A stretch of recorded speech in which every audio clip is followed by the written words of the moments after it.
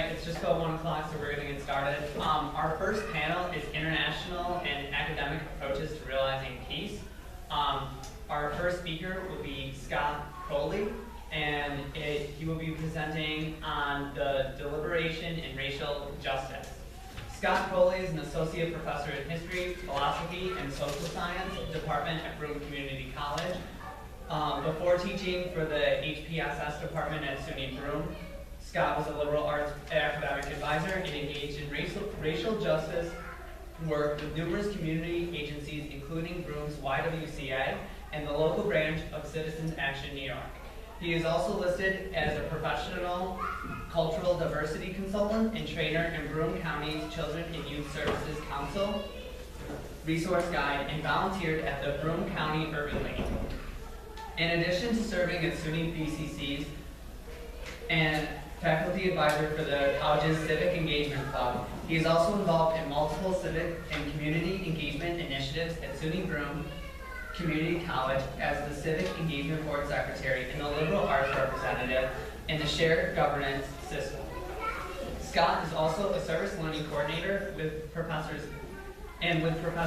Lisa Straley and Doug Gardner. Scott works with the National Issues Forum Institute, the Kettering Foundation, and the Democracy Commitment to promote deliberative democracy initiatives. So now, with no further delay, I present you Scott Crowley. Hello everyone, thank you. Before I really get into things, I have to mention that right after I talk with you, I'm going to have to leave. Right now there's another conference going on sponsored by your Office of Diversity, Inclusiveness, and Equity. So I apologize for the abrupt exit. So, as was mentioned, I would like to talk to you a little bit about deliberative democracy and one of the particular deliberative discussion guides that I try to redevelop that will hopefully be used in order to have conversations about race and racial justice. So, to just provide a little context about the Kettering Foundation, the National Issues Forums Institute, and deliberative democracy broadly, a couple of opening comments. Public deliberation, first of all, is an approach to addressing community issues that helps people of diverse views find common ground for action on issues that concern them deeply. Over the past few years, since I've been at SUNY Broome, Professor Garner has gotten connected to deliberation. And it's basically a way to approach and promote citizen politics, I suppose. It's based on a dialogue model that is relatively structured and takes virtually any social problem or social issue and breaks the topic down into 3 different ways. So what I'm trying to show you are just some different discussion guides. This one is on the energy problem, environmental problems, what should go on the internet, safety and security, the public debt, and the Kettering Foundation and National Forums Institute, excuse me, they produce many of these discussion guides, again, to have people engage in virtually any type of topic. So, one of the reasons for this type of work, and this type of approach for handling problems, is in the spirit of trying to re-engage, reinvigorate the citizenry.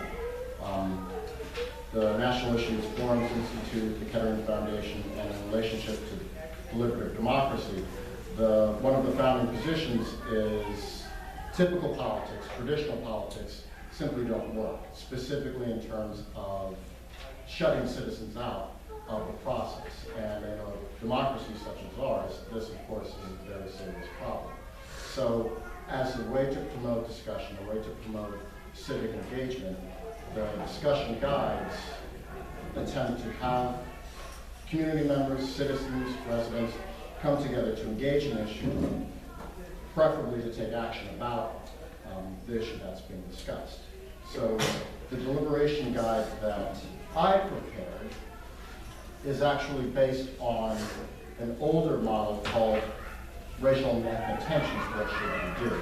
This particular discussion guide is about 14 years old, And because it's framed in terms of trying to reduce tensions, it needed to be updated and it needed to be rewritten in such a way as to try to get citizens to work on reducing inequalities, inequities, to promote racial justice.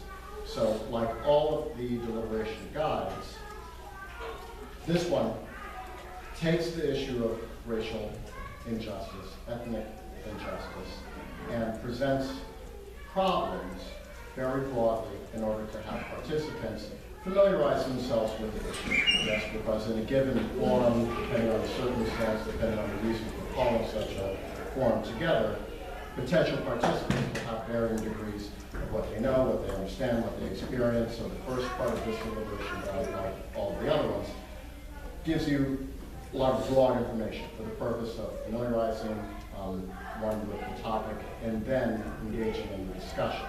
So the unique feature of NIF-style deliberations is, again, to take the problem and then reframe it at least three ways.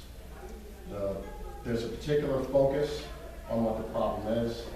There are potential solutions as to how to solve the problem based on how it's presented. And then negatives or cons, as well as trade-offs, are then presented in this frame in order to get participants to understand that there are no easy solutions and that we all have to accept different types of trade-offs with various actions that we take to eliminate the problem. Does this make sense so far? Okay, so with this particular discussion guide, well, actually, I'll read to you just the original version. In trying to eliminate racial and ethnic tensions, one approach is to look beyond race and ethnicity first. The second approach is to build self-identity first. And the third approach is to essentially open all doors to everyone in the spirit of really integration, I suppose. And with each of these frames that I just read, throughout the deliberation guide, there is a set of possible ways to go about solving the problem based on how the problem itself is presented, and then again, the negatives and the trade-offs. So this version really tries to clarify that racial inequality, racial injustice, ethnic injustice is indeed a problem that has to be focused on. And the first approach concerning how we can eliminate associated problems is to address racial and ethnic injustice and inequality on institutional and structural levels by increasing the use of policies and programs designed to end discrimination, promote inclusion, and support integration. And just like the original version, there are possible ideas, possible things that can be done in order to approach the problem this way. And then the trade-offs, the negatives associated. So as an example, without reading this to you, if I were to ask you how might we institutionally, structurally, systematically try to attack racial injustice, what might be something that maybe comes to you immediately, if that question makes sense, please. Jury nullification. Jury nullification. Yeah. Ending the war on drugs. Ending the war on drugs. Good. Perfect examples, right? Because the other part of discussing institutional problems is to then address drawbacks and trade-offs with both of these things. So taking the war on drugs as the most recent response, what would be a problem associated with stopping or reducing the war on drugs? Arguably. Yeah. That rich white men who already have the means to mass manufacture, like marijuana, for example, will disproportionately take the economic benefits of what we just put black communities in jail for the past 50 to 100 years. Okay, right. So, in a forum, we could handle this as a trade-off. Are we willing to accept that, or varying levels of this, if we want to run with the idea of eliminating the war on drugs, right? And that very question will be part of the entire deliberation. participants would then be encouraged, right, to talk about the pros and cons of each of the different ideas based on frames. Please. And then of course, there's the whole thing with Ferguson and militarization of police and that sort of, yeah, it's one issue, and then this war on drugs is another issue, but they have a lot of connections. That's right, that's right. So in relationship to that, just to respond to that quickly, one of the potential actions that could be done in order to eliminate or reduce racial injustice in terms of policing is to have police officers wear these cameras, these uniform cameras, right? Which would hopefully discourage police officers from engaging in all sorts of nasty behavior that we all know about. However, some people could say that this might be problematic in terms of them being monitored more, right? And therefore, participants would have to talk about this, okay? So the other frame, approach 2, reduce racial and ethnic injustice by extensively encouraging intercultural competency, diversity, multicultural education and training programs on the widest possible range, perhaps including intergroup dialogue, which the person to my right is apparently going to talk about next. So the point is we could try to eliminate racial injustice by thoroughly and extensively promoting education programs.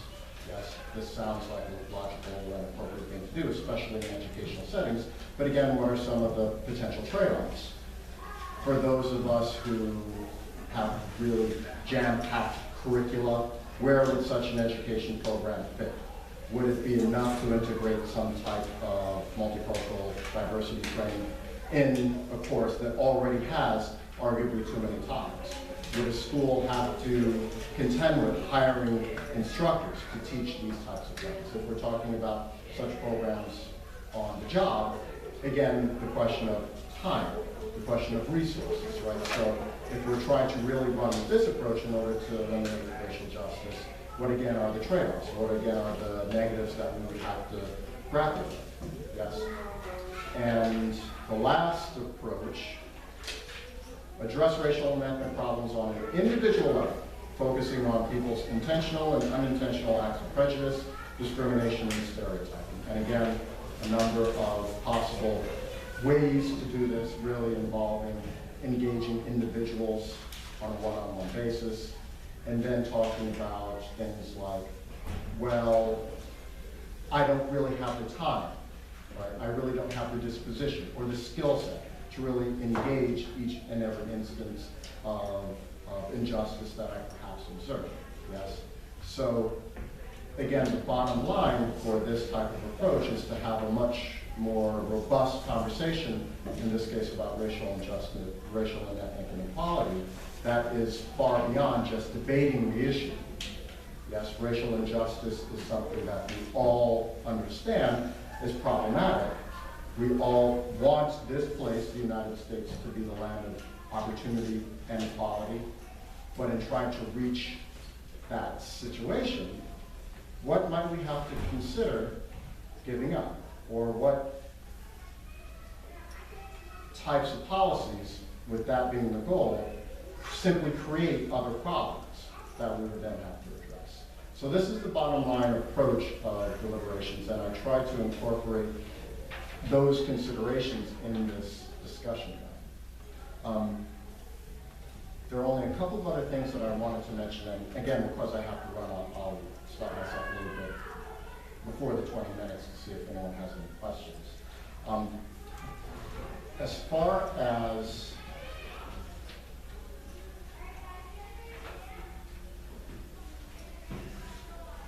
a couple of other important considerations in making this discussion guide and all of the other discussion guides, I suppose there are a few primary aspects of deliberation that, again, are important for the purposes of reinvigorating citizens. Having participants understand that with virtually all issues, problems, we have to learn how to make tough choices, how we have to be prepared in making a decision about a thing to also accept something that we might not want. How in promoting various solutions and actually having the conversations, often the source of the conflict and the argument comes from the fact that we're employing often the same values, the same positive values, but we're ordering them differently, we're ranking them differently, yes? I personally found this to be rather interesting in my kind of day-to-day goings on and just having conversations with people, because I'm finding myself that I just have to step back and ask my question, well, if I can assume, or if I am very confident that the person who I'm engaging is a relatively smart person, a reasonable person, a logical person, what is the nature of why I'm disagreeing with this person in terms of this particular topic? Their values are organized slightly differently than mine. So in terms of racial injustice, based on just a few conversations that I've had, people often like to treat others in terms of colorblindness, right? I see you as an American first. I see you as a human being first, right? I don't see the color. First, what is really behind this type of approach? Arguably, to give the person the benefit of the doubt, they want to recognize my humanity first, which is by itself a positive approach. It's something that is noble in its intent. Yes? Outside of it causing other problems, right? I want to be recognized as a black man, and I want you to understand that I'm a black man with my identity, with my historical experiences, my heritage, right? I ought not assume that all of that is what that person is trying to do in saying that they want to talk to me as an American first. Yes? So again, that principle, it's hopefully incorporated into the discussion guide itself, and in terms of actually having a discussion at a forum, the moderator's job in part would be to listen at various comments for intent, right? Which again is very different from debating, where I want to win. I want to convince you that you're wrong and that I'm right. So I'm listening really to pull apart what you're saying in order to defeat it. Value that's associated with your position, so I can see where there's overlap and where there's similarity with what I'm trying to promote, or the way in which I'm trying to promote. Yes? It's 15 minutes past, so I'm going to stop myself in the spirit of time to just open it up for any questions and comments, because this was unfortunately just not enough time to really have you feel a deliberation, and hopefully in the future we can organize one. I saw your hand first. Thanks, it's very illuminating, and I hope you're part of the SUNY Diversity Task Force and the conference we had next week. Oh, Yes. I would love to be. I don't think I knew about that, unfortunately. Yes, an issue of intent already, and I will let you know.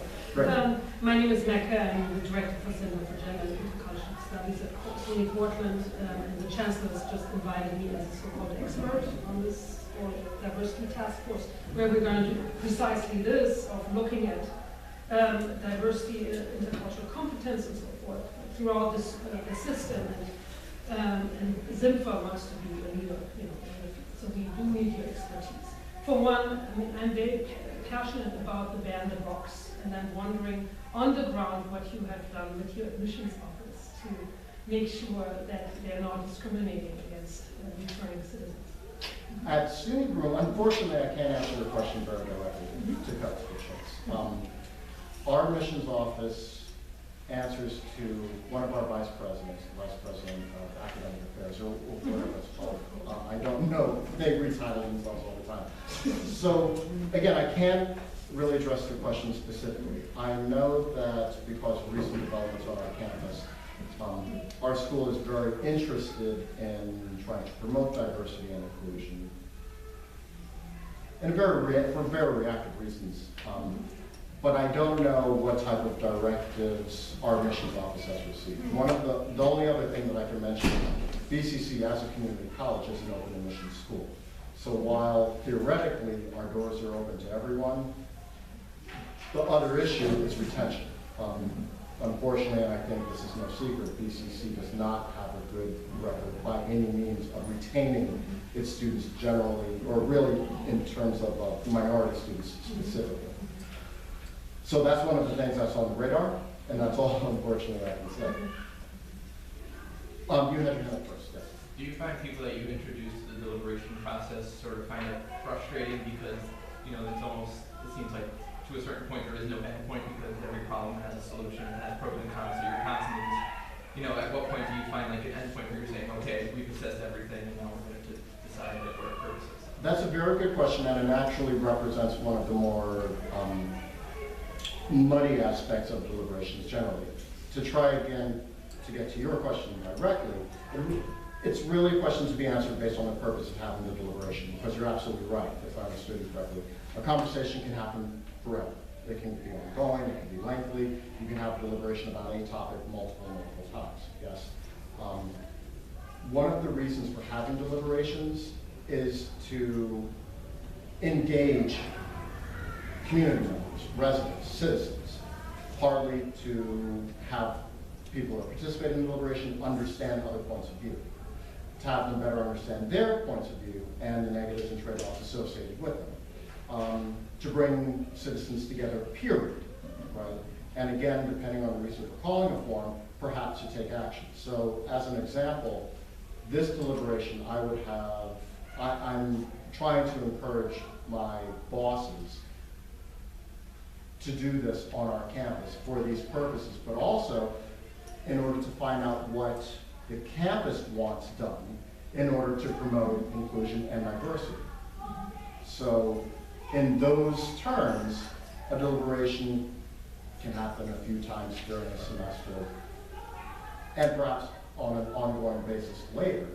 But for the short term, just to find out essentially what the campus feels about this issue and more specifically what the campus might want done. For what it's worth, just a small story outside of BCC, the folks who do this in other places around the nation, they use this model in order to have local officials also gauge what is of concern to citizens. In one instance, a deliberation was organized, I think in Arizona, and local politicians, recently elected politicians, were invited in, but they were explicitly told, you're to not say anything. You're to listen to the deliberation, you're to listen to comments, and that's it, yes?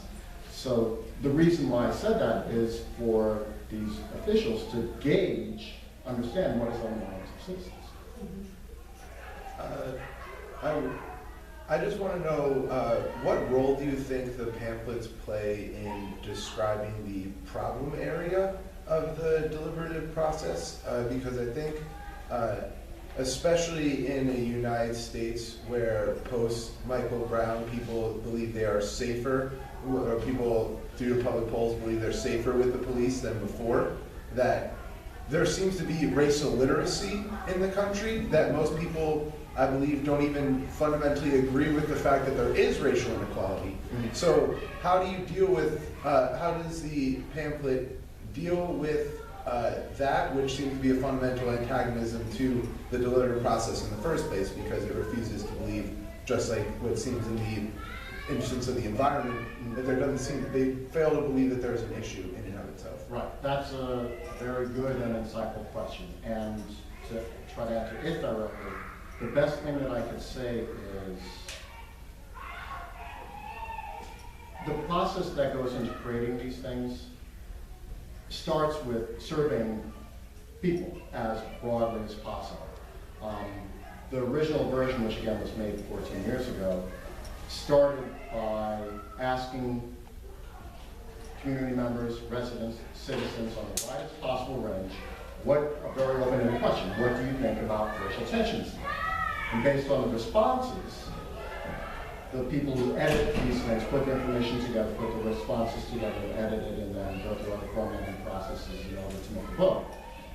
They eventually get to the point where, yes, these responses indicate most people think that something is wrong, right? What that something is part of the reason why it's then broken down into 3 different approaches, because the clustering of the responses is done in a relatively precise manner, whereby the responses, the comments are grouped in terms of their likeness, at least 3, sometimes 4 different ways.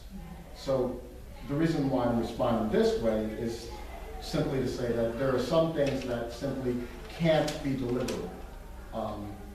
But if there is a broad enough consensus that there is something wrong, then if it's complex enough, if it doesn't require a technical solution, then it's within the realms for people to engage and people to weigh, if that makes sense. Could I just answer that? One of the things that I've noticed a lot, and we heard a little bit of it earlier with the Jump Nation, is that the kind of, I guess, non-importance of data. Okay, we rely on personal experience. One of the things that we know is that survey research, the kind of stuff we're talking about, is done with broad populations. It's a distribution. We have to realize that our personal experience lies somewhere on that distribution. Our personal experience is not the distribution. We have to understand that data helps shape our perceptions. And one of the things we know about inequality, it's both an experience, but it's also data. You can look and say, this is the racial inequality economically. This is the gender inequality economically. You can't deny it. It's out there. But yet, I haven't experienced it myself. Maybe you haven't experienced it yourself. Therefore, we're arguing about experience, which has nothing to do with the data. Those two things are very different. And we need to bring the data into the picture and start to reflect on it, as well as our personal experience, where we fall within that data. So that we then respect other people's experiences that are different than ours, because they're in that distribution. But we throw that aside. I appreciate your time. Again, I unfortunately have to run back to the other conference, so I thank you. I really appreciate you taking the opportunity, and I hope you the best for the rest of the conference.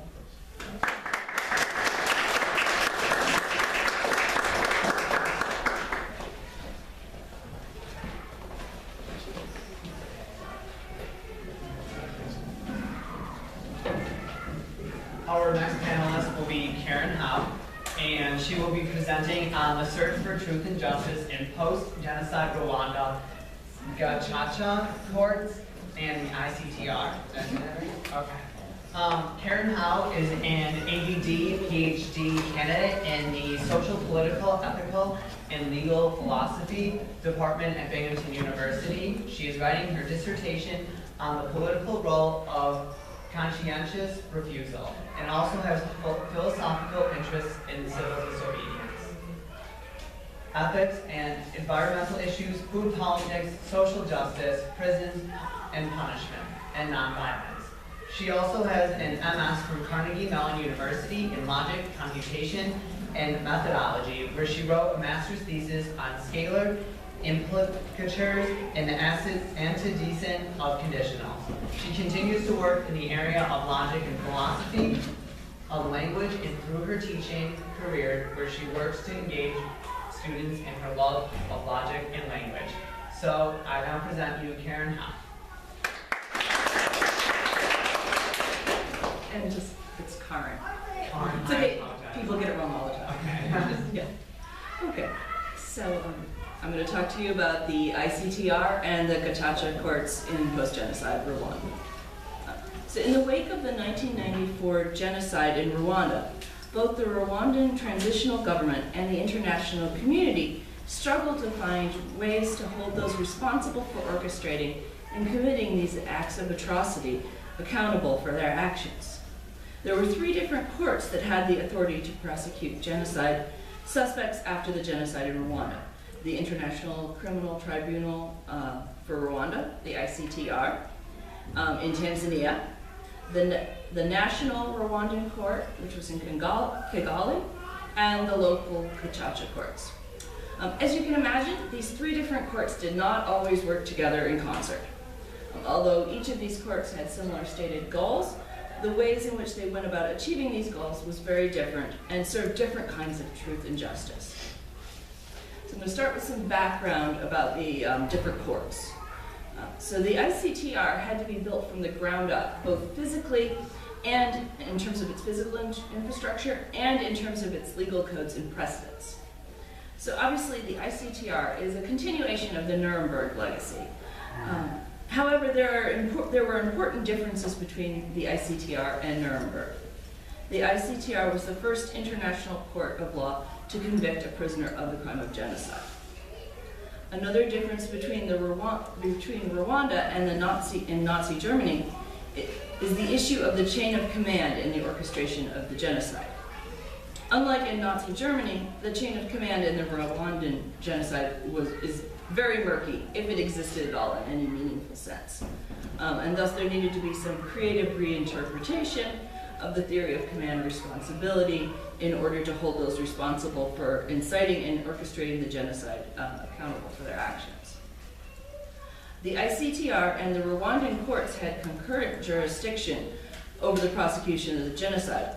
However, the ICTR had important powers of primacy over the Rwandan national courts, and the individuals tried in the ICTR could not be retried in a Rwandan court for the same act. However, the ICTR could retry an individual that had been previously tried by the Rwandan National Court for crimes of genocide or crimes against humanity or war crimes, provided that the acts, the litigated acts had been characterized as ordinary crimes, or the case was not diligently prosecuted, or the national court's proceedings were felt to be neither impartial nor independent enough, or were somehow designed to shield the accused from international responsibility. So this concurrent jurisdiction sometimes created conflicts between the ICTR and the national courts because of competing requests for extradition of genocide suspects when they had fled to other countries. An additional problem with the ICTR was that the Rwandan people felt little or no connection to the process. They objected to the ICTR's location in Tanzania and wanted it to be located somewhere in Rwanda. In addition to their lack of physical connection to the ICTR proceedings, the fact that the ICTR was an international court staffed by members of the international community, most of them Westerners, must have further alienated the Rwandans from what was supposed to be their justice. In comparison with the justice system in the domestic courts, and especially later in the Gacaca courts, the everyday Rwandan could not and did not have any direct experience with the ICTR, and this made a difference in their perceptions of the justice that was delivered by the ICTR. If ICTR justice was unsatisfactory to many Rwandans, perhaps they could comfort themselves with the recognition that the majority of the genocide suspects would not be tried through the ICTR, but would instead be tried in Rwandan courts. However, the domestic courts had troubles of their own.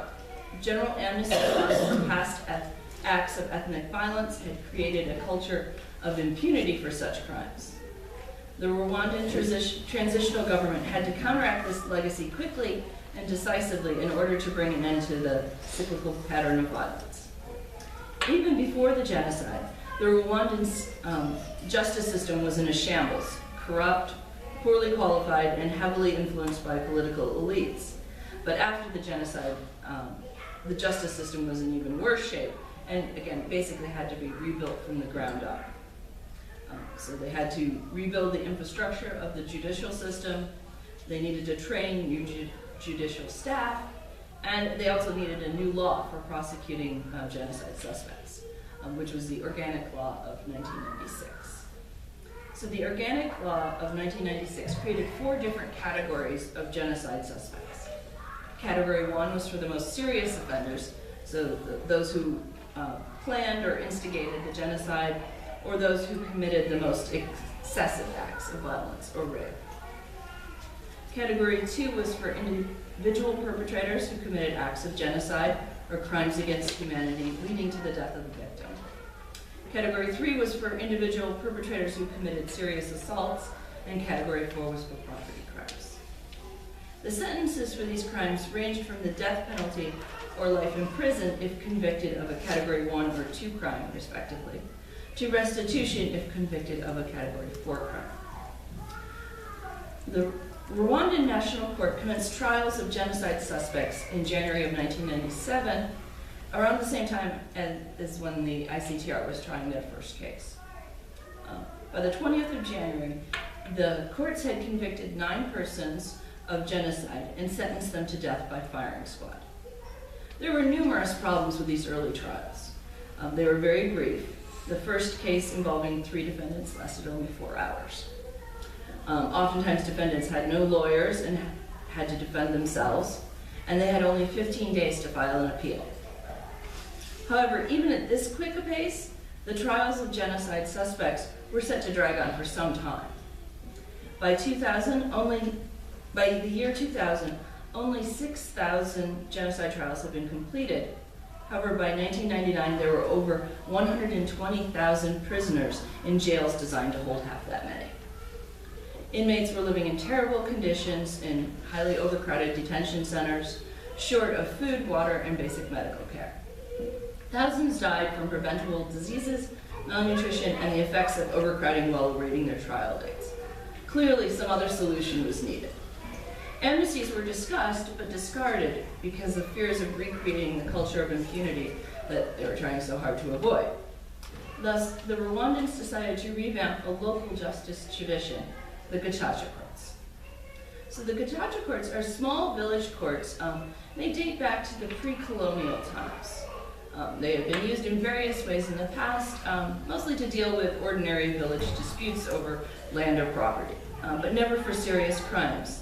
And so using Gacaca as a way to prosecute crimes as serious as genocide and crimes against humanity was a significant departure from the traditional Gacaca.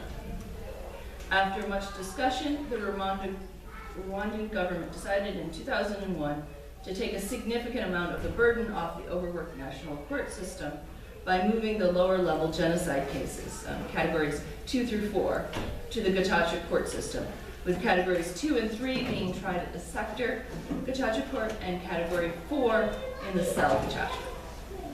Over the course of 8 years, the Gacaca courts processed an enormous caseload, perhaps as many as 1 million cases.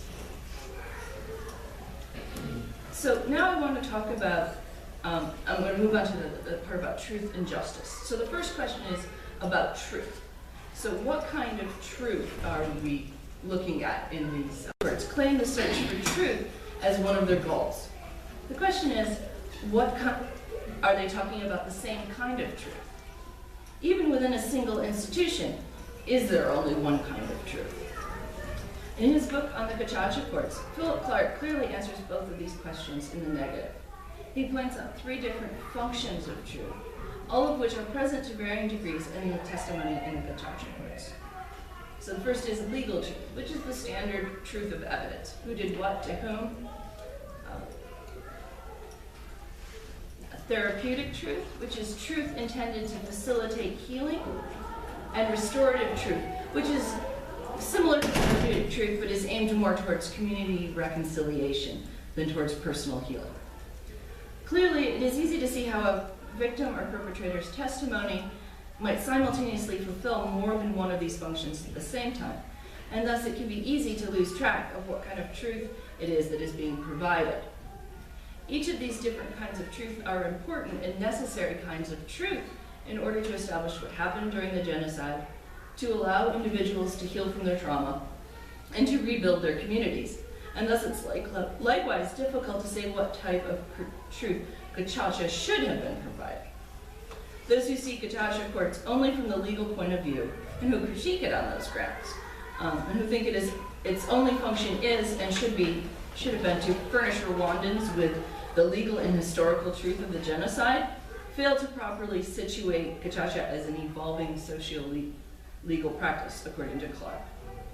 Gacaca was primarily a justice mechanism, but it also served important truth and reconciliation goals. So, in addition to the question of what kind of truths Gacaca yields, another question that helps us understand how truth is arrived at during Gacaca is to look at the various truth mechanisms at work in the justice system. So Clark describes 3 different processes of truth that can be seen in the Gacaca courts. So the first is truth-telling. which is the way in which participants in the Gacaca express both their personal and collective narratives of what happened to them during the genocide. Clark argues that truth-telling constitutes a means to retributive justice, healing, and reconciliation. However, equally important is the flip side of the process, which is the truth hearing, which is the listening and responding to others' personal narratives, and the weighing of evidence and determining the appropriate punishment. And finally, the Gacaca allowed for truth shaping, which is the packaging of official narratives or moral lessons that are distilled from the process as a whole. The ICTR, on the other hand, had a much less rich conception of truth to work with. The ICTR was focused exclusively on establishing the legal truth, and was only interested in the truth-telling and truth-listening process inasmuch as it served to establish the legal truth of the case.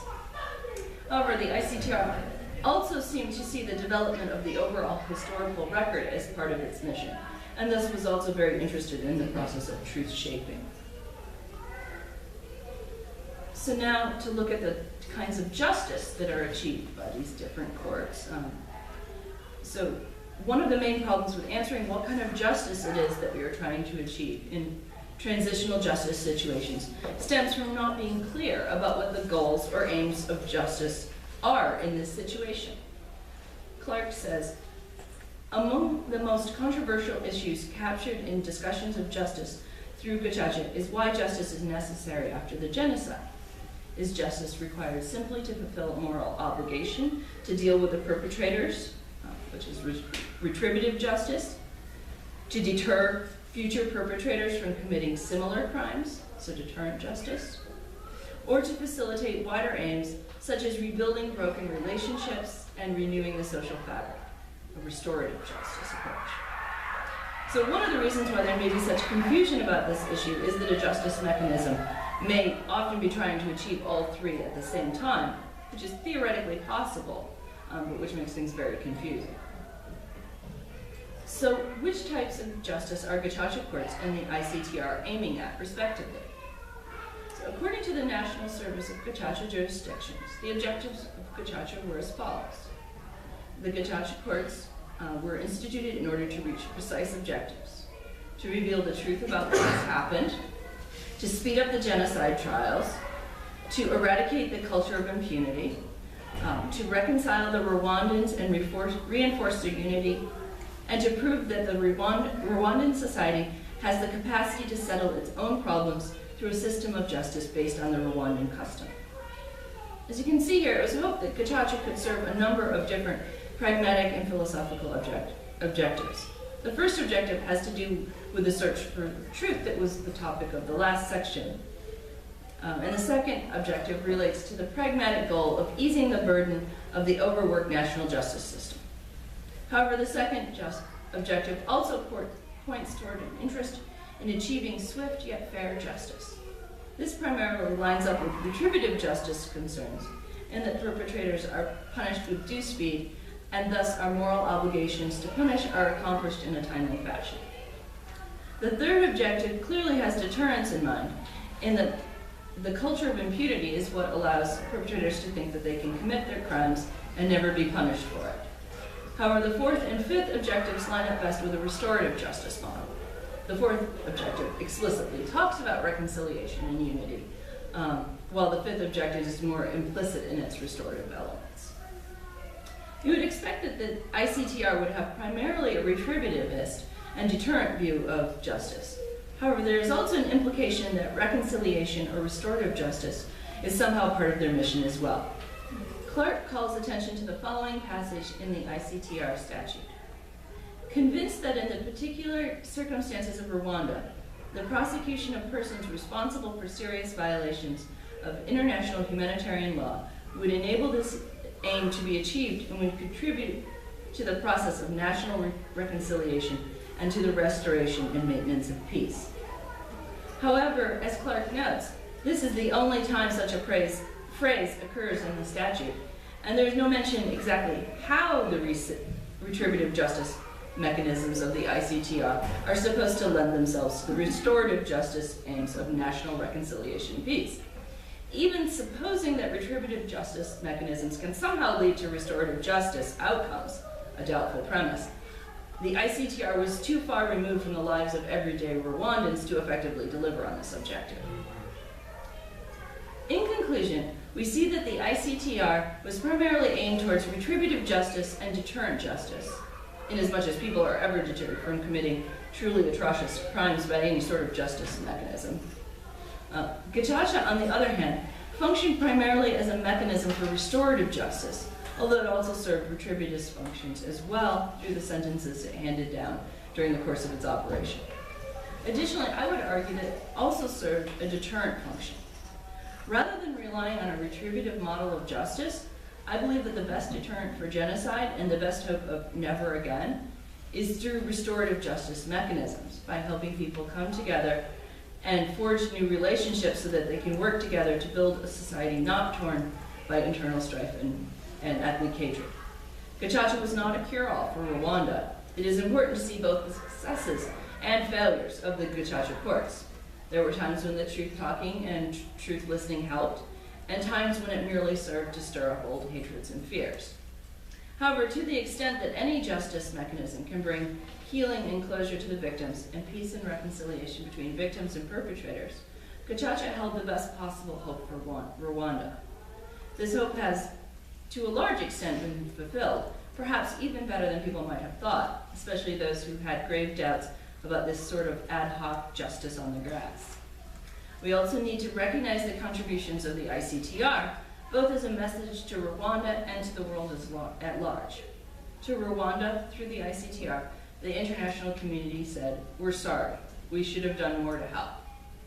To the world at large, through the ICTR and other international criminal courts of justice, the international community sends a message to the world that genocide, crimes against humanity, and war crimes will not be tolerated.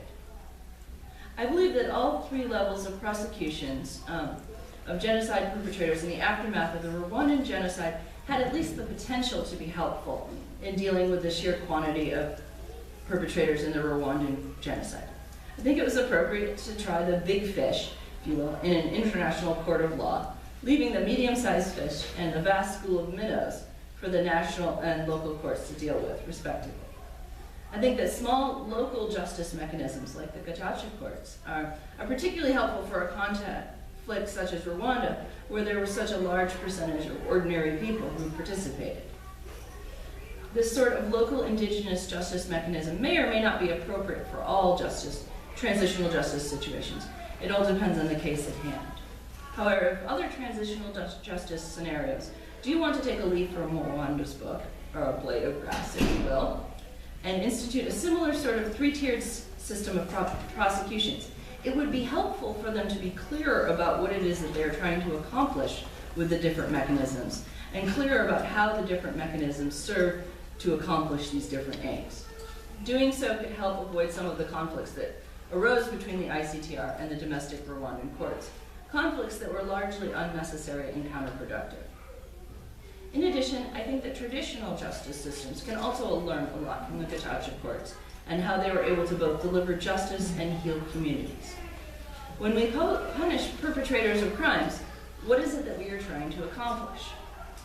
Presumably, we want to stop these people from committing crimes in the future, and we want to show other people that they also shouldn't commit these crimes. These are both types of deterrent justice. In this paper, I have argued that a restorative justice approach works better at serving deterrent justice aims than does retributive justice. So far in the United States, we have tried the retributive approach.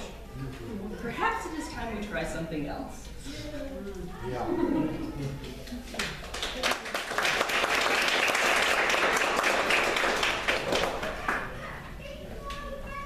Thank you.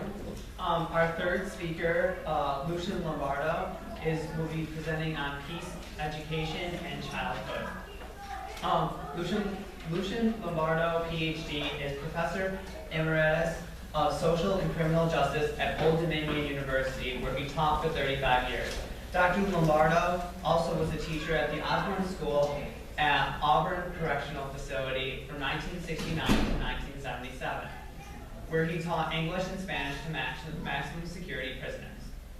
For over 25 years at Old Dominion University, he has taught courses such as Violence in the World of Children and Understanding Violence. He has presented papers both nationally and internationally relating to children's rights and child abuse and neglect. He has published widely in the areas of violence and children, especially corporal punishment, the pedagogy of violence, in addition to collective violence in correctional institutions. He received the Governor of Virginia's Advisory Board on Child Abuse and Neglect Award for his work with Old Dominion University's student group in support of children, and most recently was recognized with a Lifetime Legacy Achievement Award from the Loyola University of Chicago Center for Human Rights of Children. And now I present you Dr. Lombardo.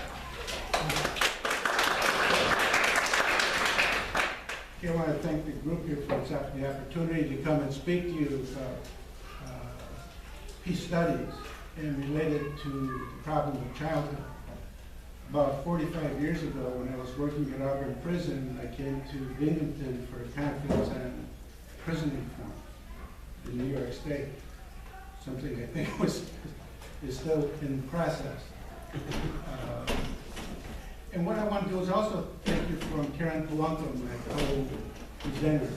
We worked together for the last 25, 30 years on issues relating to children and children and violence. And this presentation is as much Karen's as it is mine. She couldn't be here because of the medical problem. But what I want to talk to you about is some techniques, some strategies that we've used in teaching about violence in children, but to do so with an understanding that what we see as our mission, I guess, as professors, as teachers, is not just, as some of you may know, the work of Paulo Freire, who wrote on liberation pedagogy. Our goal is not just to do what Freire calls the blah, blah, blah, here's the research, memorize the research, write it down what you've learned from the research, which is, that's not the point of what we're trying to do. We see ourselves in many ways as, I guess as Freire would call it, cultural workers. That is your goal through education, through learning, through studying the research, through trying to understand the context of the research in your own life, as well as in the lives of people you interact with. We see ourselves in a sense as cultural workers, and that's how Freire describes it. That is, you're there to change norms. You're there to try to change perspectives on things that are causing problems in the world. And in this case, we're trying to deal with the problem of violence. We're trying to deal with the problem of war and peace. But we're trying to bring a perspective to it that we think from our experiences, both as teachers and as researchers and writers, on these issues, both at home and internationally. The problem that too few universities actually provide opportunities for students to study in depth, and that is the area of childhood. I was talking to somebody earlier, there are two areas that people don't study at universities. One is childhood, and I don't know why, either because they just want to reject their own childhood or they want to keep distance from it, because all the reasons people don't want to be involved in childhood, or they think, oh, that's a parent's right, they can do what they want. Well, maybe they can, but it's not okay that they do what they want in some cases. That's the problem. And the other area that people don't study at universities is work. Two things that we all went through. One is childhood. We don't study it, even though we've all been through it. And two is work. Even though we all do it, we don't pay attention to it. We don't study it. If you want to study work at a university, well, you can't because that's communist. You know how, I mean, the political arguments, right? Although we did both of those at the university where I used to work. We had courses on childhood, we had courses on children, we had a minor in children's rights that we developed, and we had a major in work and professional studies. So we've been able to do both of those things, but let me focus on childhood. Now, one of the reasons why, one of the backgrounds for this, let me read you some quotes that students, from student responses to questions and papers, to kind of give you a flavor for what students are learning. Now, it almost sounds crazy that people would have to write these things, but it happens over and over and over again.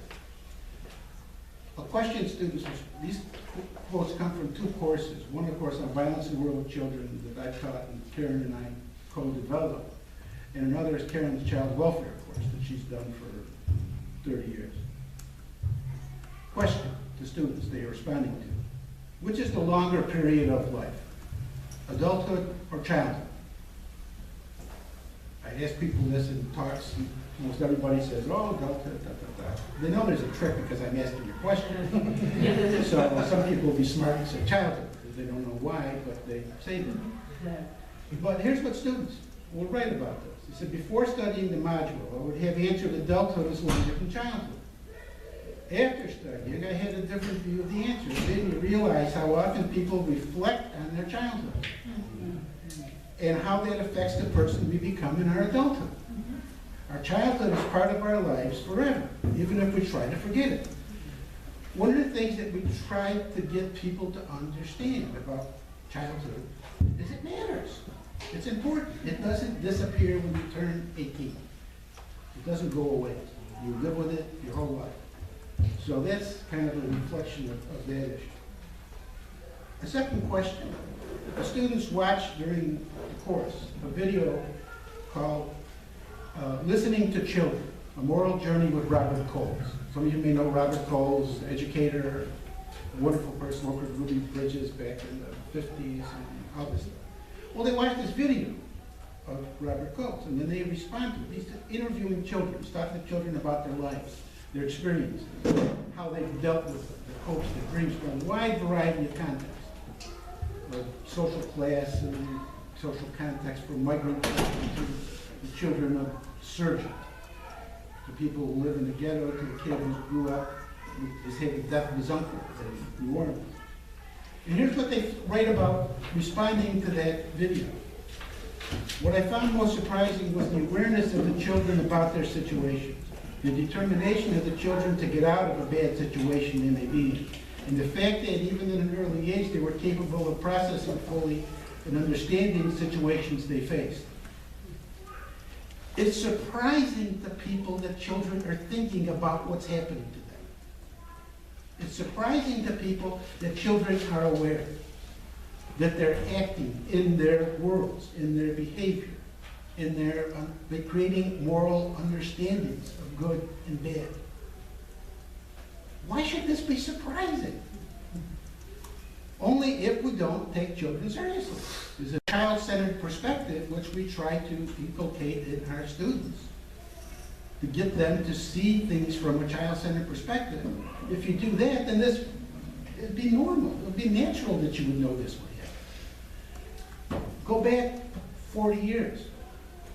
What was one of the key techniques that fostered the development of Violence Against Women Act?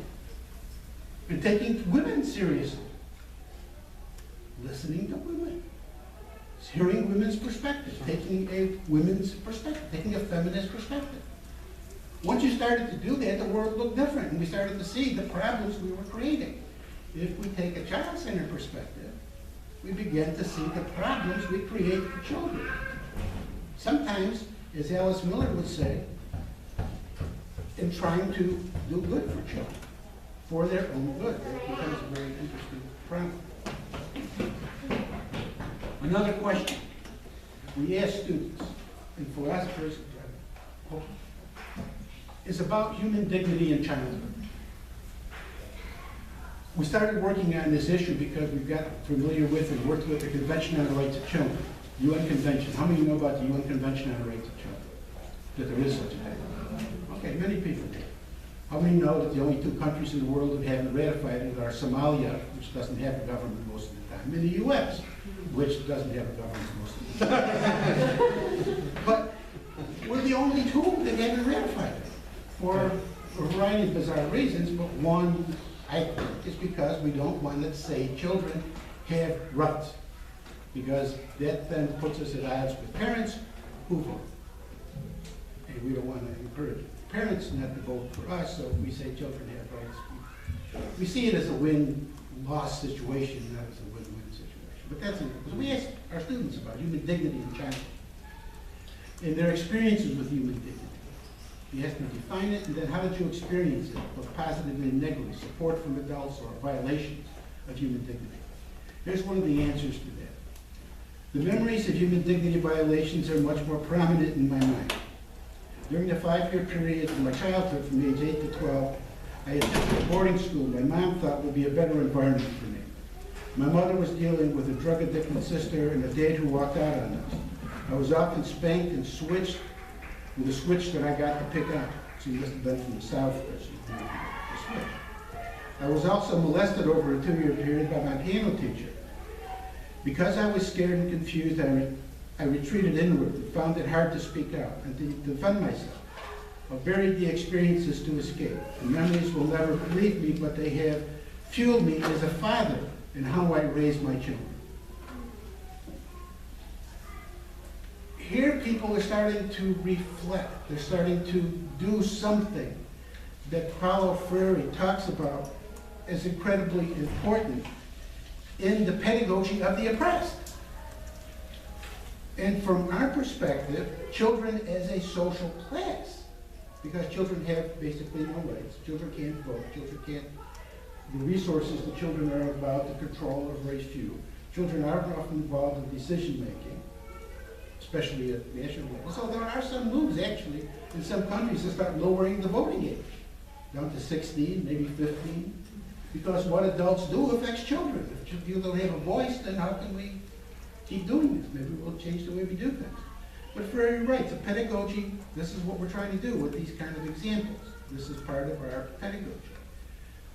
Of the oppressed must be forged with the oppressed, not for the oppressed. So this is our idea of getting students to bring their experience, their lives to the study of violence against children. Now, this isn't just their experience that's important. Let me go on with Freire. He says, an insistent struggle to regain their humanity. The pedagogy makes oppression and its causes objects of reflection by the oppressed. Students reflecting on their childhood as they were the oppressed in their childhood. And from that reflection come to the necessary engagement in the struggle for their liberation. One of the understandings that we come to this thinking of childhood in context of peace education and peace studies is that all of us are part of that oppressed class. We were all part of it at one time or another. In various degrees, we experienced it. This is where my comment about the research comes in earlier. What Freire is talking about, Alice Miller, some of you may know Alice Miller's work. Banished Knowledge, 4-Year-Old Good, Pedagogy of the Oppressed. Writes as follows. Because what we're trying to also get students to do as they develop a child-centered perspective is start to change the way they interact with children, change the way they listen to children, talk to children. You know, the discussion model of courts, the deliberative process, talking, listening, paying attention to, valuing the experience of somebody else who's different. In this case, a child versus the adult. Alice Miller writes as follows. People whose integrity has not been damaged in childhood, because not everybody's is, who were protected, respected, treated with honesty by their parents, will be both in their youth and in adulthood intelligent, responsive, empathetic, and highly sensitive. It will be inconceivable for them, such people, that earlier generations had to build up gigantic war industry in order to feel safe and comfortable in the world, since it will not be their unconscious drive in life to ward off intimidation. That they will be able to deal with attempts at intimidation in their adult life more rationally and more creatively. So if you don't do the negative and you do the positive, you're going to get a better result. And that should make sense to us. But it doesn't when we think of childhood. How many of you know the movie Wings of Desire? Wonderful movie. I would recommend that you see it. Here's a quote from the storyteller. And this is a quote that it's kind of like you try to do what this says hasn't been done. He says, my heroes are no longer, this is a storyteller who's very old and getting near death, and he doesn't want to quit telling the story of humanity because he sees that it has such possibilities for good. He says, my heroes now are no longer warriors and kings, perpetrators of violence. but things of peace, each equally good. Very important point. Each equally good. This is the diversity. You don't make judgments about things as good or bad. I mean, think of how many times we say, oh, I have a friend who always, in their family interactions, somebody will say, well, I love you, but I love you more. And I love you better. You just always just comparative. You say, oh, it's just fun, it's just a fun. No, it's a competition, and you're continuing this competition from childhood to adulthood, and you're killing yourselves. You know, how do you do it? And they have all these problems. But anyway, that's a personal problem. You go down to say, but so far no one has succeeded in singing the epic of peace. What is it about peace that keeps its inspiration from enduring and makes it almost untellable? Should I give up now? Important point. If I do give up, mankind will lose its storyteller. Then it will have lost its childhood. Linking childhood experience, telling the childhood, reliving the childhood, understanding the childhood, linking that to the story of peace. If you can tell the story of childhood, you can tell the story of peace. Students in their narratives are telling the stories of their experiences. They're learning a child-centered perspective. They're trying to see things from a perspective of a child. Now, what's also important here is everything I'm saying is supported, grounded in the research. The research I mentioned earlier on adverse childhood experiences links experiences in childhood to adult health problems. The body is coping with trauma. The body fails to develop when it's neglected. These things stay with you your whole life. You have health problems, in part, there's a strong relationship between adverse experiences in childhood and adult health. Neural development and brain development, same thing. The brain develops how? Just naturally? No, it responds to experience. If you are traumatized, the parts of the brain that help you deal with the trauma overdevelop because that's what's constantly going on. If you're neglected, those parts of the brain that need to respond to nurturing and empathy and caring, if those things aren't present, are you going to develop ability to nurture and care and be empathetic? No. So what do we have? People who have overdeveloped sense of fear because they're constantly looking at, as was talked about, Alice Miller mentioned the intimidation. And so the brain research, the adverse childhood experience, the sociological research, all supports the idea of how trauma and neglect in childhood impacts the brain, impacts social behavior, leading to violence and support for and perspectives that lead to all sorts of things. The ability to see other people as different. You need to see other people as different. Why? Not because they're different, because you need to define yourself in relation to somebody else. So if you put somebody else down, that makes you feel better because you need to feel better because you didn't feel better because of what happened to you before. So those interpersonal conflicts, racial conflicts, ethnic conflicts, are part of this template that develops in childhood.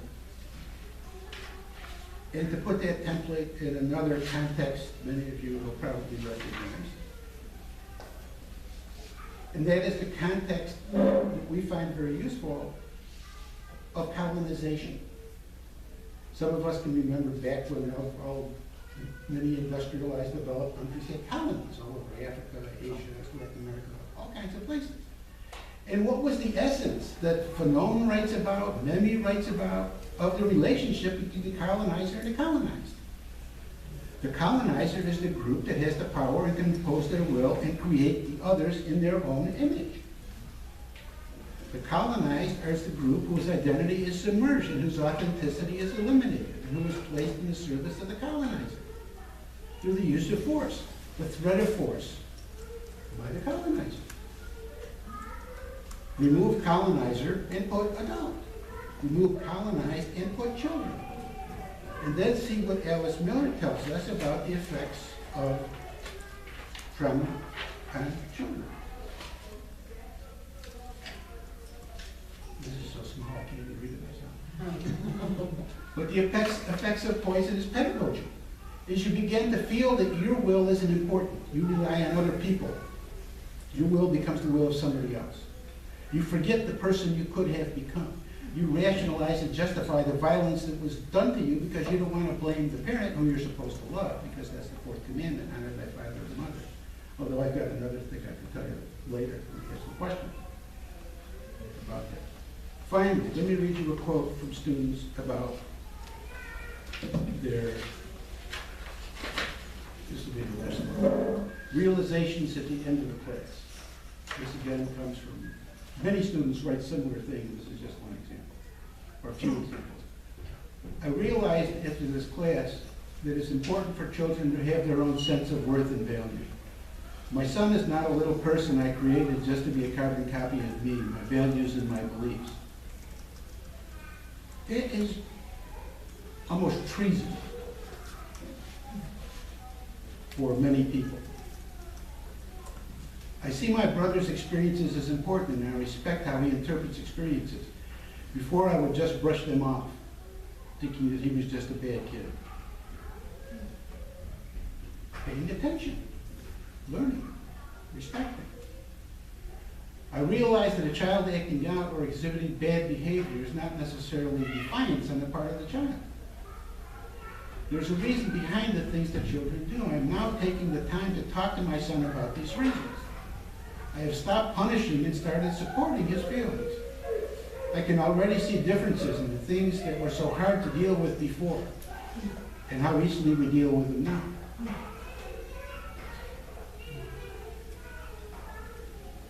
They're creating a peaceful environment for children. They're doing what Alice Miller had talked about, is supporting, respecting, and getting the result. It's not, as they say, rocket science. But it is really a very drastic revision in how adults vision children and how they should be respected, understood, paid attention to, valued, both because of their own childhoods, but also because of the adults they become. Because they can become adults who will now do the same thing to the children that they have. So we're talking about generational cycles of peace as opposed to cycles of violence, which we too often talk about. Okay, probably went over time with this. Any questions?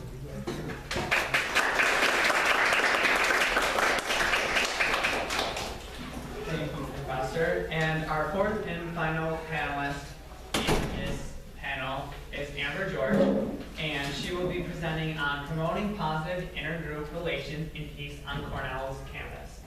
Amber George is the program coordinator for the Intergroup Dialogue Project at Cornell University. She serves as the point of contact for program development and management. Prior to this role, she taught philosophy, in particular ethics and social philosophy, at numerous colleges and universities. She serves as a board of ICAS, an academic research organization dedicated to advancing intersectional social justice activities, or initiatives. She is the associate editor of Social Advocacy and Systems Change Journal, and is on the review board of Green Theory and Praxis Journal and Transformative Justice book series. Her life and work focuses on challenging oppression as it materializes in everyday life, with the hope of achieving belonging for all beings. And now, Amber George.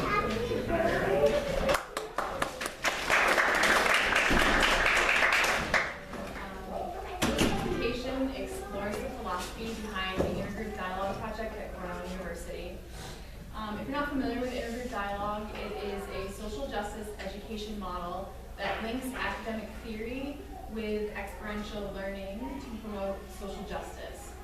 It's a creative tool that practitioners can use to engage different groups in safe conversation about their identities, with the goal of improving understanding, dismantling perceptions of the other, and creating alliances that can pave the way to peaceful and cooperative coexistence. In this presentation, I'll explore the practice, theory, as well as the evaluation of intergroup dialogue to demonstrate the promise that this program has for expanding peace on college campuses and beyond. So over the last 2 decades, educators, social workers, community leaders, activists, and other practitioners have used intergroup dialogue as a tool in the pursuit of peace and social justice. As far as higher education is concerned, the practice of intergroup dialogue is a meaningful avenue for preparing college students with the knowledge, commitment, and skills essential for living and working in a diverse world. In the fall of 2012, intergroup dialogue made its debut on Cornell's campus. Since then, it has touched the lives of hundreds of Cornell undergraduate students. Students are primarily drawn to this course because of its unique pedagogy that is drastically different from traditional lecture-based courses. So I'd like to talk just a little bit about the curriculum and the setup of the course if you're not familiar with it, I thought that might be useful. The curriculum is delivered via undergraduate student facilitators, so basically TAs. And these student facilitators have been trained on intergroup dialogue education. They also exhibit strong leadership skills, and most importantly, I would say, they exude passion for social justice work. These facilitators are not seen as the authority figures or teachers of the course, but rather everybody, facilitators and participants alike, have an equal part in the learning and teaching of the course. So one of the main philosophical roots of intergroup dialogue is the ideology of participatory and inclusive education. The course is structured to create a self-governing, or I guess you could say a democratic process that acknowledges and respects all parties. As both learners and teachers in the course, all participants share their unique background with others while also learning about others' perspectives. The course itself is designed as a multiple session, 15-week course in which one social identity is chosen to be the focus of that course. So one of the social identities that may be chosen could be race, gender, sexual orientation, religion, socioeconomic status, and hopefully we're hoping to implement an ability-disability dialogue in the spring, but we haven't had that quite yet.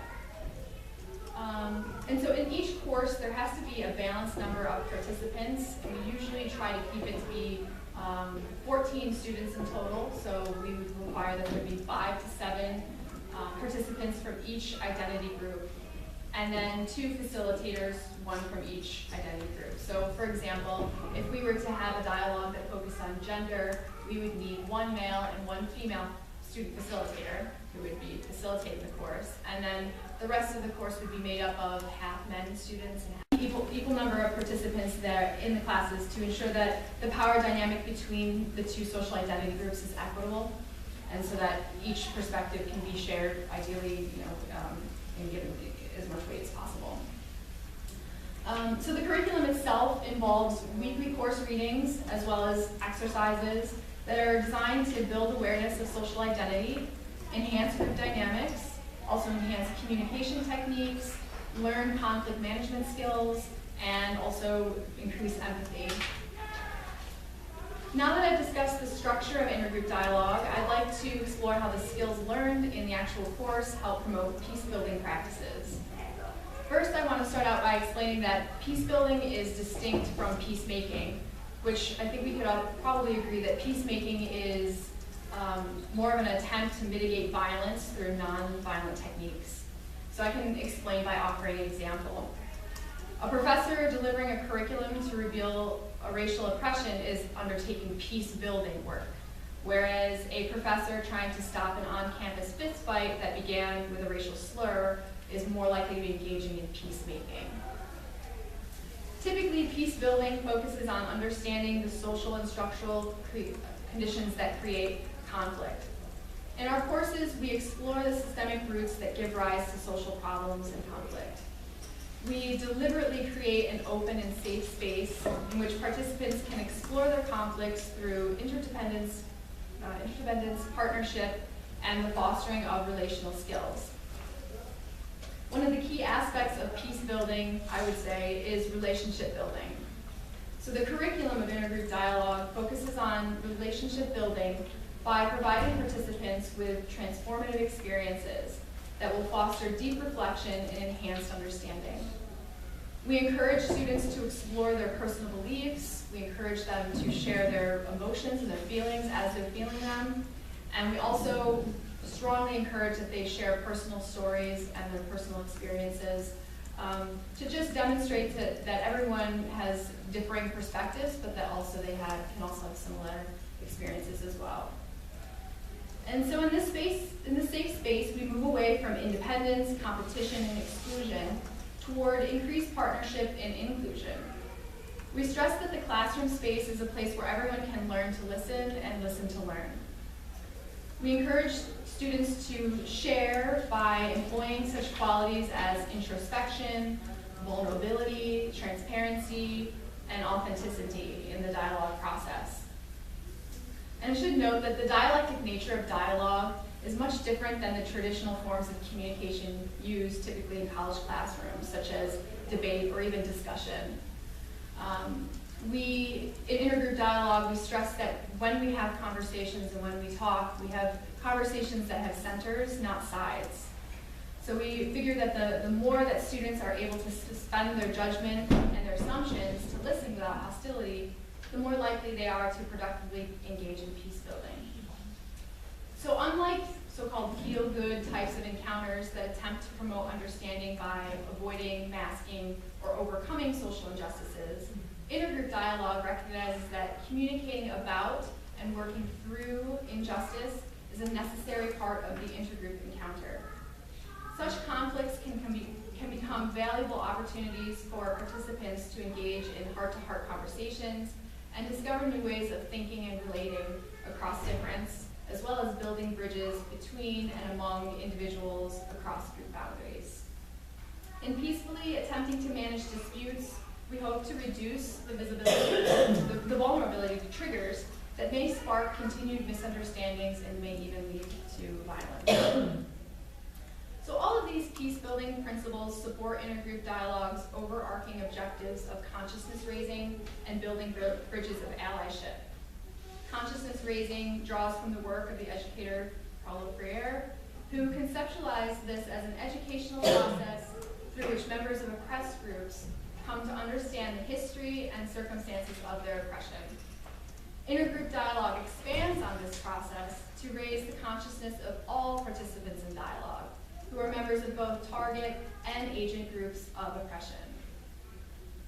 Interpersonal, institutional, and societal privilege and power dynamics, as well as the group's histories, are all explored to understand how these factors shape intergroup interactions. Participants build an understanding of and an empathy for the narratives of others in the dialogue group. Not only are positions or opinions expressed, but also the underlying assumptions, values, needs, and fears, and in the process, build a clearer understanding of their own assumptions, values, needs, and fears, as well as their personal relationship to the issues being explored. Because intergroup dialogue is a process by which peace building occurs slowly through relational change rather than structural change, small groups of individuals in an intergroup dialogue process can find it challenging to address the larger structural issues. This in particular can become very frustrating, especially for participants who are invested in societal shifts. For deep, sustainable peace building to occur, intergroup dialogue must be linked to action and change at the personal, interpersonal, and intra and intergroup levels. By supporting new ways of thinking about oneself and others, and the social structure in which both exist, intergroup dialogue promotes thinking about and acting for social change. And one of the ways that we do this in particular is by having each class has, we usually split them up into two groups, and they work on what we call an intergroup collaborative project, where it's a group project and they're instructed to go out and basically make a difference on campus or within the larger community. So it's really interesting. They're all working on these projects right now, and it's interesting to see what they're coming up with and how they want to share what they've learned and also help others learn and be interested in the process as well. Okay, so the process of building bridges across and within differences can provide students with a sense of shared responsibility for challenging oppression and creating more socially just communities. In envisioning and then taking action, participants create opportunities to learn and to carry the skills and commitments they have developed in intergroup dialogue to settings outside and beyond the dialogue. And so now I just want to share with you a few student outcomes. These are statements and ideas that have come from primarily student papers, like final papers and things like that. And then there's also a few studies, and I don't have them linked here, but I can of course share those with you later. But there's one larger study that's called the multi-university study that's linked up some of the major institutions that have intergroup dialogue. They've done long-term studies, so that's where I'm getting some of these statistics as well. But basically, the studies have documented that students who have participated in intergroup dialogue have experienced positive changes. And some of the positive incomes include a heightened personal and social awareness about identity and difference, increased knowledge about social identity groups other than their own, and increased knowledge about institutional inequality, greater commitment to social responsibility and action, improved critical thinking and analytical skills, improved communication skills, and an increased desire to utilize peace-building skills in a multitude of social contexts. And now I'd like to share with you some of the student responses. Like I mentioned before, these are coming from essays. So one student wrote, "As a result of intergroup dialogue, I have vastly expanded my horizons to much larger issues at stake that we frequently ignore, and simultaneously was armed with the tools to challenge the status quo and contribute to the pursuit of social justice." Another student wrote, "The intense and emotional discussions promised an experience of growth and learning that I had never found in any other course." And then another one, "I learned to dig deep, search for reasons, not accept information mindlessly, read between the lines, search for questions and explore. These skills I will take with me for the rest of my life." And then finally another student wrote, "My experience with this class has shaped my outlook on diversity that I probably would not have accomplished for a long time on my own." In conclusion, the key principles, practices, and objectives that underlie the Intergroup Dialogue project support raising the consciousness of all, building relationships across difference, and strengthening individual and collective peace-building skills towards social justice. The guiding principle is that exploring diversity enhances not only individual lives, but also helps to support a more peaceful and inclusive campus and global community, while simultaneously meeting academic standards of excellence. Thus, we are on a mission to transform Cornell into an institution that models positive social and intellectual interaction to develop more sustainable and peaceful relationships. Thank you.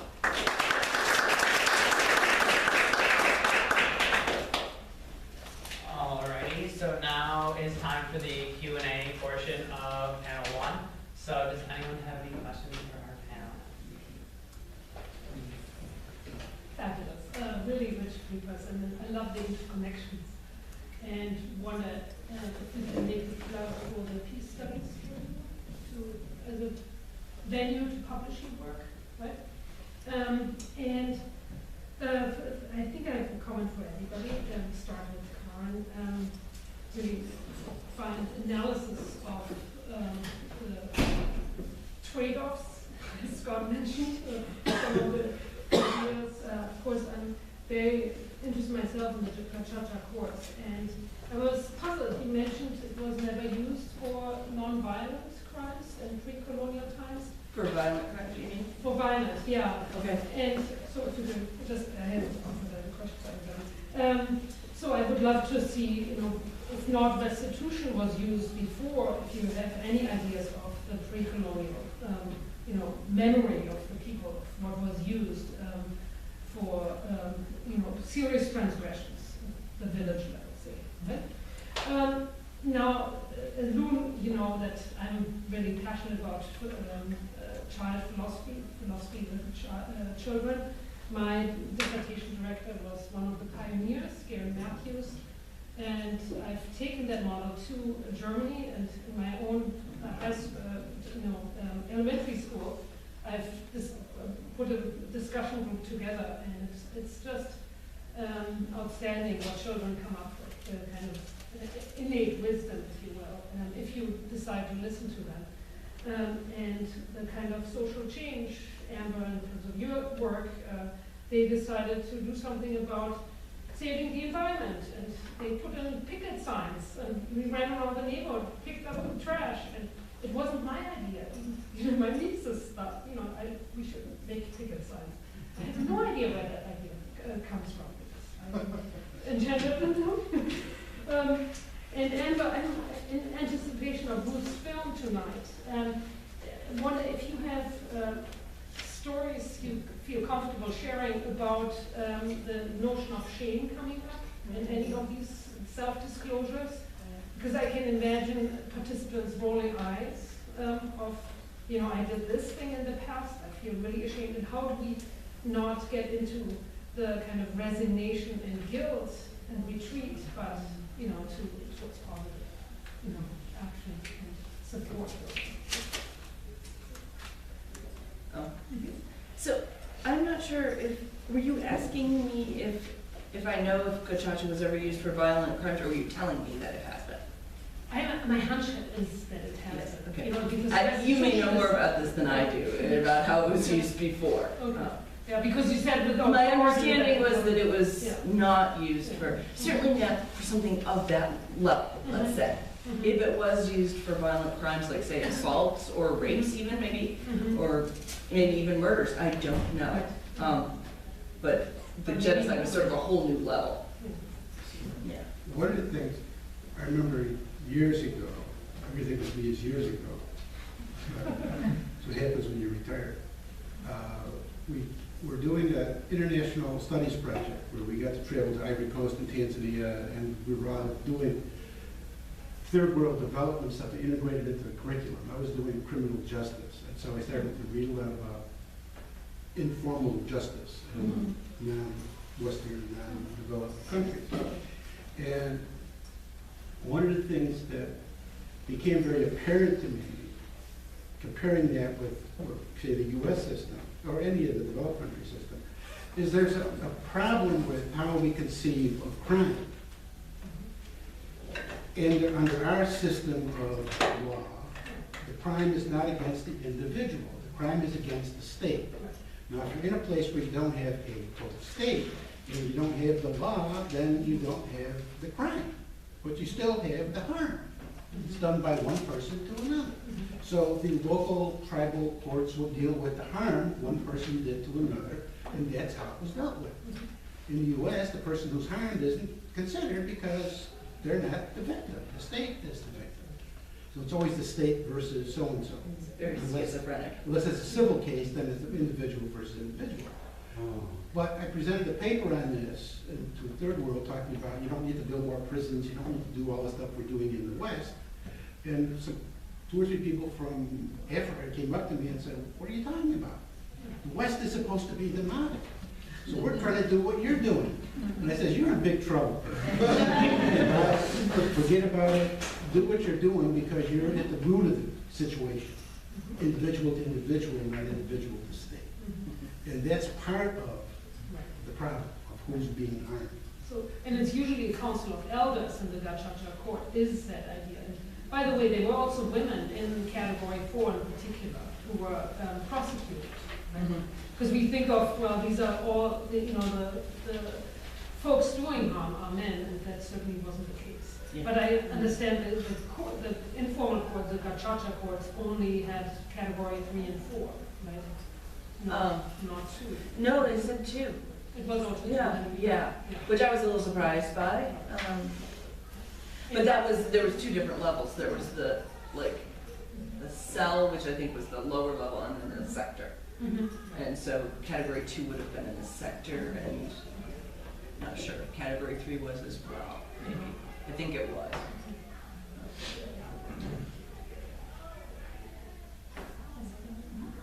I can speak to your comment. So I guess I didn't go into much detail, I wasn't sure how much time I would have, but we, in the program, work through the process in stages. So we start out with stage 1, which takes place over a few weeks, where we get to know one another, just build that trust and that camaraderie of sorts.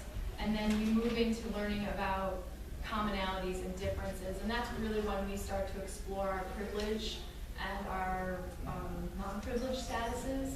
So right now, currently, I'm actually facilitating a race dialogue, even though I'm not a student, but we had a need, and I was very interested, so I said, sure, I'll facilitate. So I have a student facilitator, and we have 14 students, and half white, half non-white students in the class.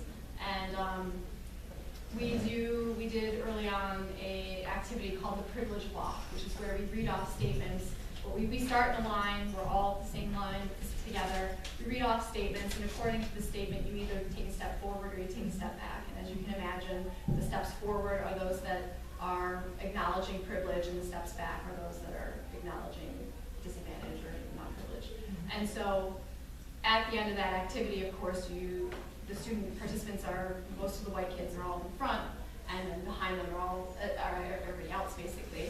And it's at that moment, usually, that the white students recognize, when they look back and see how far back other students are, they recognize their privilege. And so it's from that experience, I think, that the most amount of guilt and shame is brought forth. And so what we do in that situation is, after the activity, we separate groups. So we have caucus groups, where we take, as the agent identity, white identity, take all of the students in the front who identify as white. We go off into a room and we discuss this experience and discuss what this means. And in this discussion, shame, guilt, all of these feelings are brought up. And so it's really on the part of the facilitator to really encourage the students to, okay, acknowledge what you're feeling, acknowledge that you feel guilt for something that you feel guilty because you didn't even recognize that you had this much privilege. You feel guilty because you're part of a system that you can't control, or you feel like you can't control. We talk through that, and then we say, okay, now what? What's the next step? How are we going to be more proactive? Where are we going to go from here? So it could be the case that they stay with that guilt and those feelings of shame, or they transform it towards being an ally. And what does that mean? We talk about that. And then while we're talking, then the other group is also talking, and then we get back together the next week and we share what we talked about. We share in a fishbowl activity where you have people sitting in the inside talking, the outside circles listening. So the agent group sits in the center first, and we discuss what we talked about and what we want the other group to hear, and then vice versa. And so it's just a really, it's a moving experience, and it's something that I know sticks with students for a long time. It just helps them get beyond those feelings of shame and guilt. My question is for Dr. Lombardo. I'm curious, they commit, because if you're on the spectrum that they should be treated as equal, we talk about trade-offs, and they also have to be, treated equally as an adult would for committing the same crime in that scenario, I would assume. Okay, a couple of points. One, I've never been on a jury, and I've gotten little letters from the court saying you're going to be called, but then I call them and they never call me. And I think of what my response would be when they ask me some questions, and one of them I can't help but think of Kafka.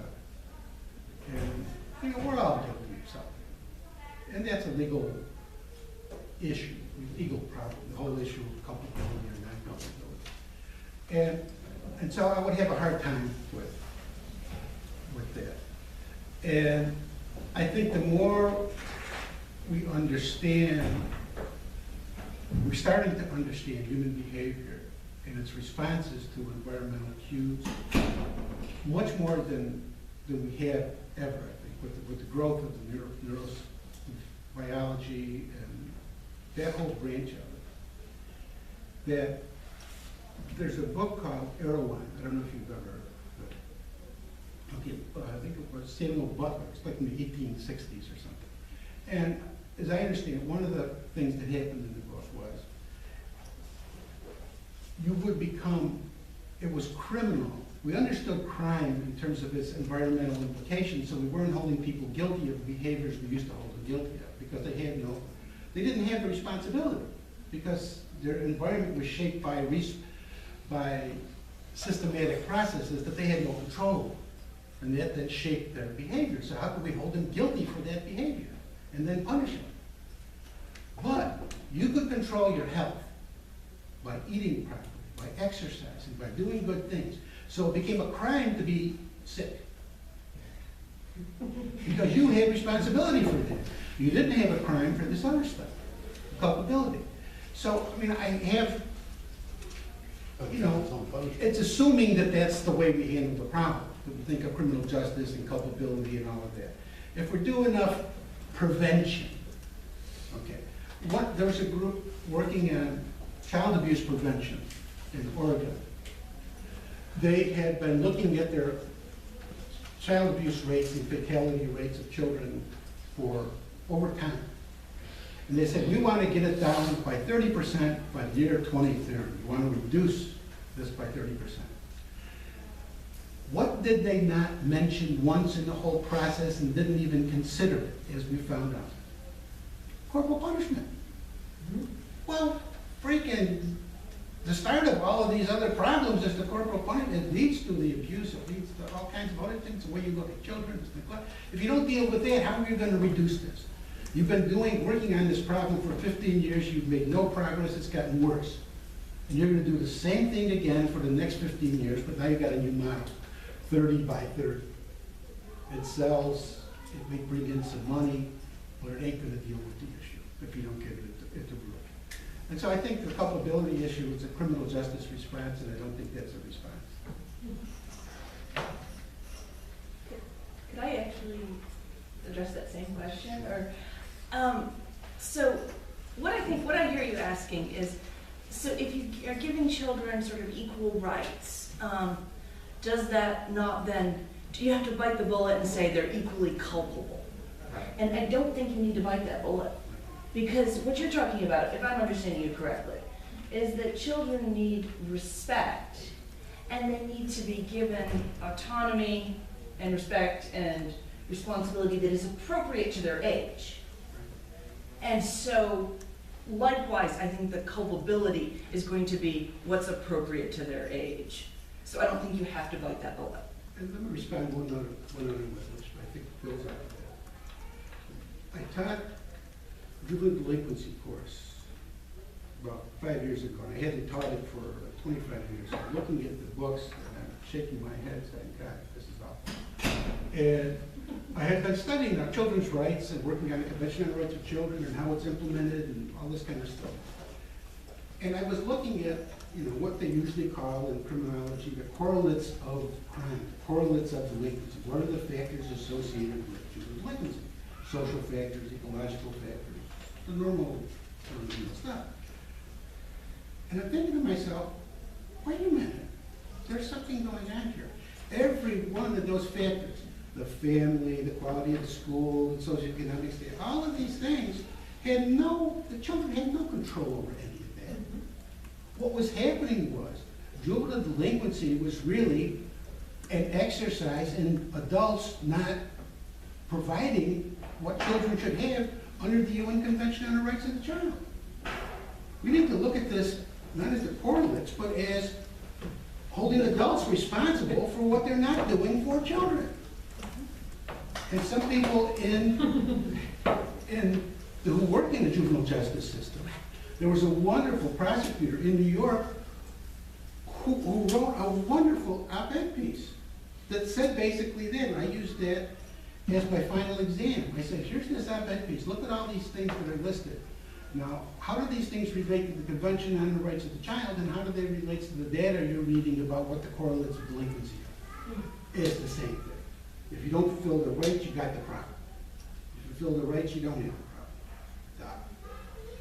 So it's the adults we got to hold responsible, as well as not so much the children.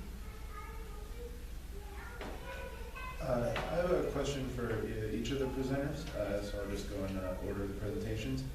First, in the context of the ICTR,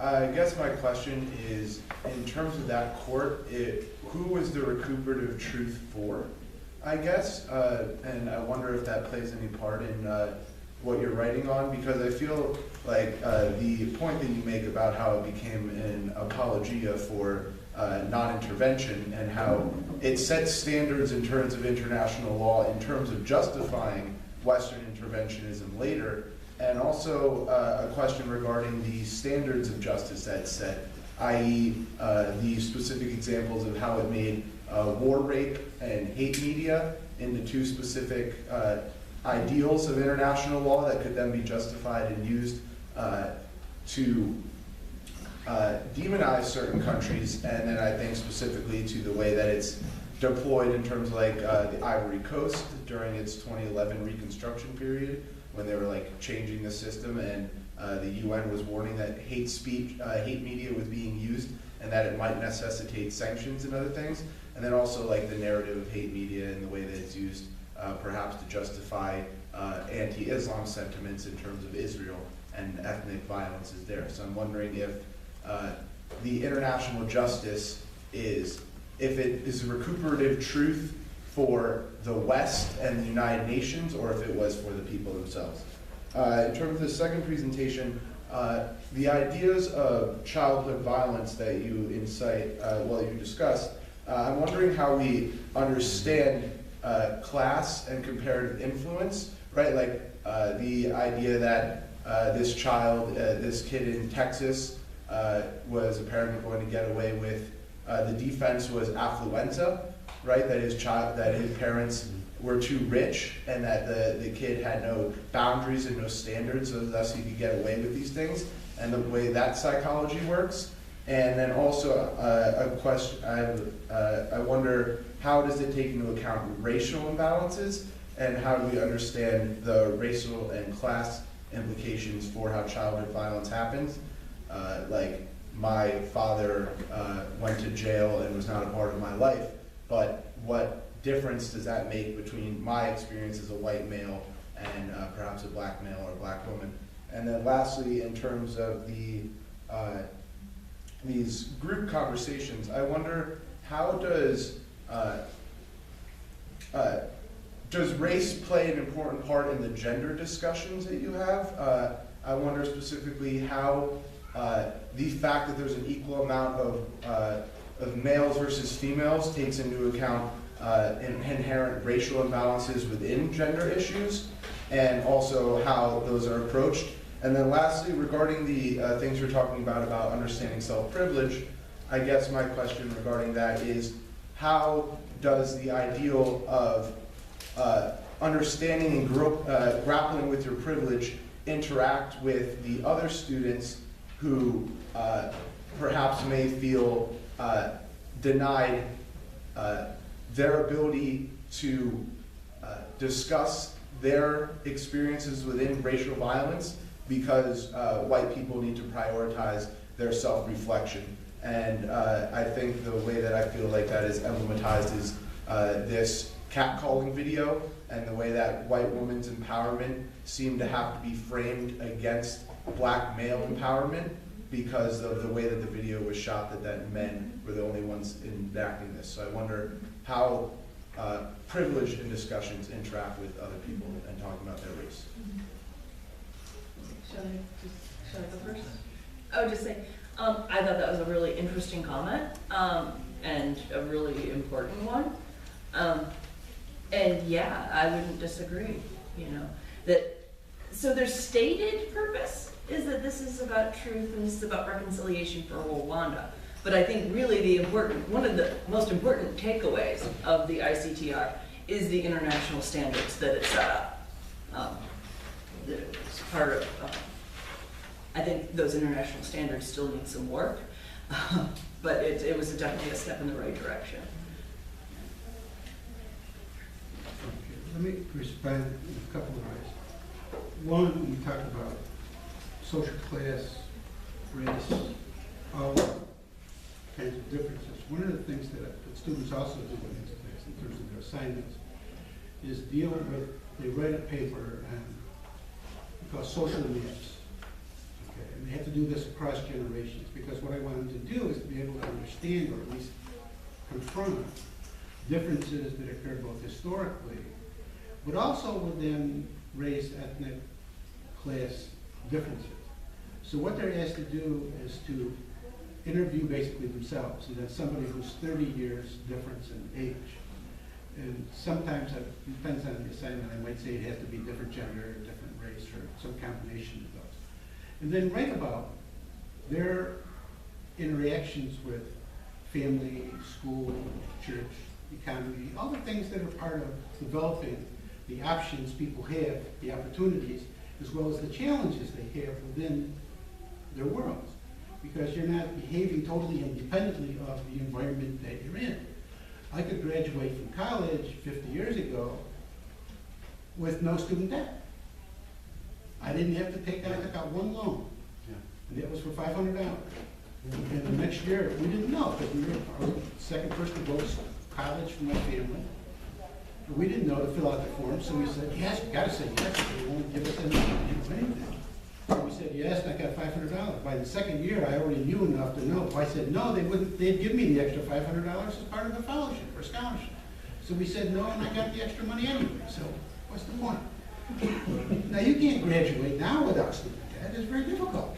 So the world you grow up in, demographically, economically, is different. The responses are different. So they're writing about these different worlds, starting to understand those, and to understand that they're different. To make that point example. So to begin to see that the world they grew up in is a white person isn't necessarily the world somebody else is growing up with, a different race. They're having different reactions, different gender, different socioeconomic, even different region of the country. So that becomes part of their view of the world. The affluenza, you know, I had a discussion earlier with someone about, we were talking about linguistics. And one of the things that we don't often realize about the law, okay, the law is a self-defined system of language. Every term that it uses, it defines itself. It has very little to do with reality. It has to do with legal terms. The processes of law involve taking what happens out there in the real world, picking and choosing, restructuring, reframing, whatever happens in a way that meets what you want it to do. That's how it works in reality. That's why you can watch a TV show. The criminal justice system has two sides, the prosecutor and defense, and they come together in law and order. And we have this person, same reality, same thing happens, but they see it totally differently, and then somebody has to make a decision. Okay. But the decision isn't that it happened or not happened, but the decision is, yeah, we think it falls within this legal category of guilt. Yeah, guilt. Not, no. And as, I think the guy's name was Culver, one of the most fascinating books on the law and power is that whoever gets, law defines power relationships between people, whether it's civil law or it's criminal law. That's what it does. And who has the power to create the law, shapes the law, and make it work. So, you know, and then there's another dimension to it, and that is the media. Affluenza gave the media something to talk about for a little while. I mean, it's nonsense that, you know, they come up, the insanity defense, oh, we cleared it, so everybody gets out. Nobody gets out because of the insanity defense. It doesn't happen. But yet we fear the insanity defense because of criminals get, you know, 1 out of 1 billion. And we talk. Well, it's the rich kid in the room who gets. Well, the best piece on the insanity defense was written by William H. Seward of Auburn in the 1850s. I mean, every issue that we talk about today, he was talking about in the 1840s and 1850s. I mean, it's. But I'm not that old, but you can think of it.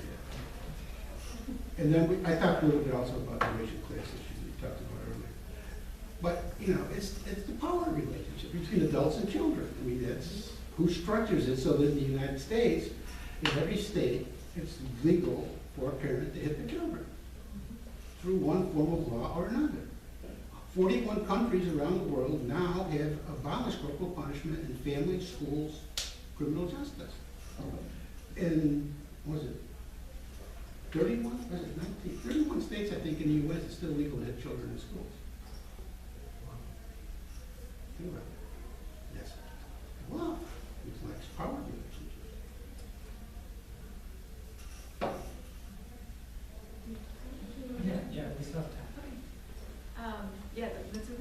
question, and I appreciate you bringing it up, because I realize in explaining the program, I might not have gone into as much depth about the fact that while we do choose one topic to be the focus of a dialogue, that is not at all to the exclusion of all the other social identities that are very much a part of people's identity, their makeup and the way they perceive others and perceive themselves. So we provide a lot of space for discussions about intersectionality of identity.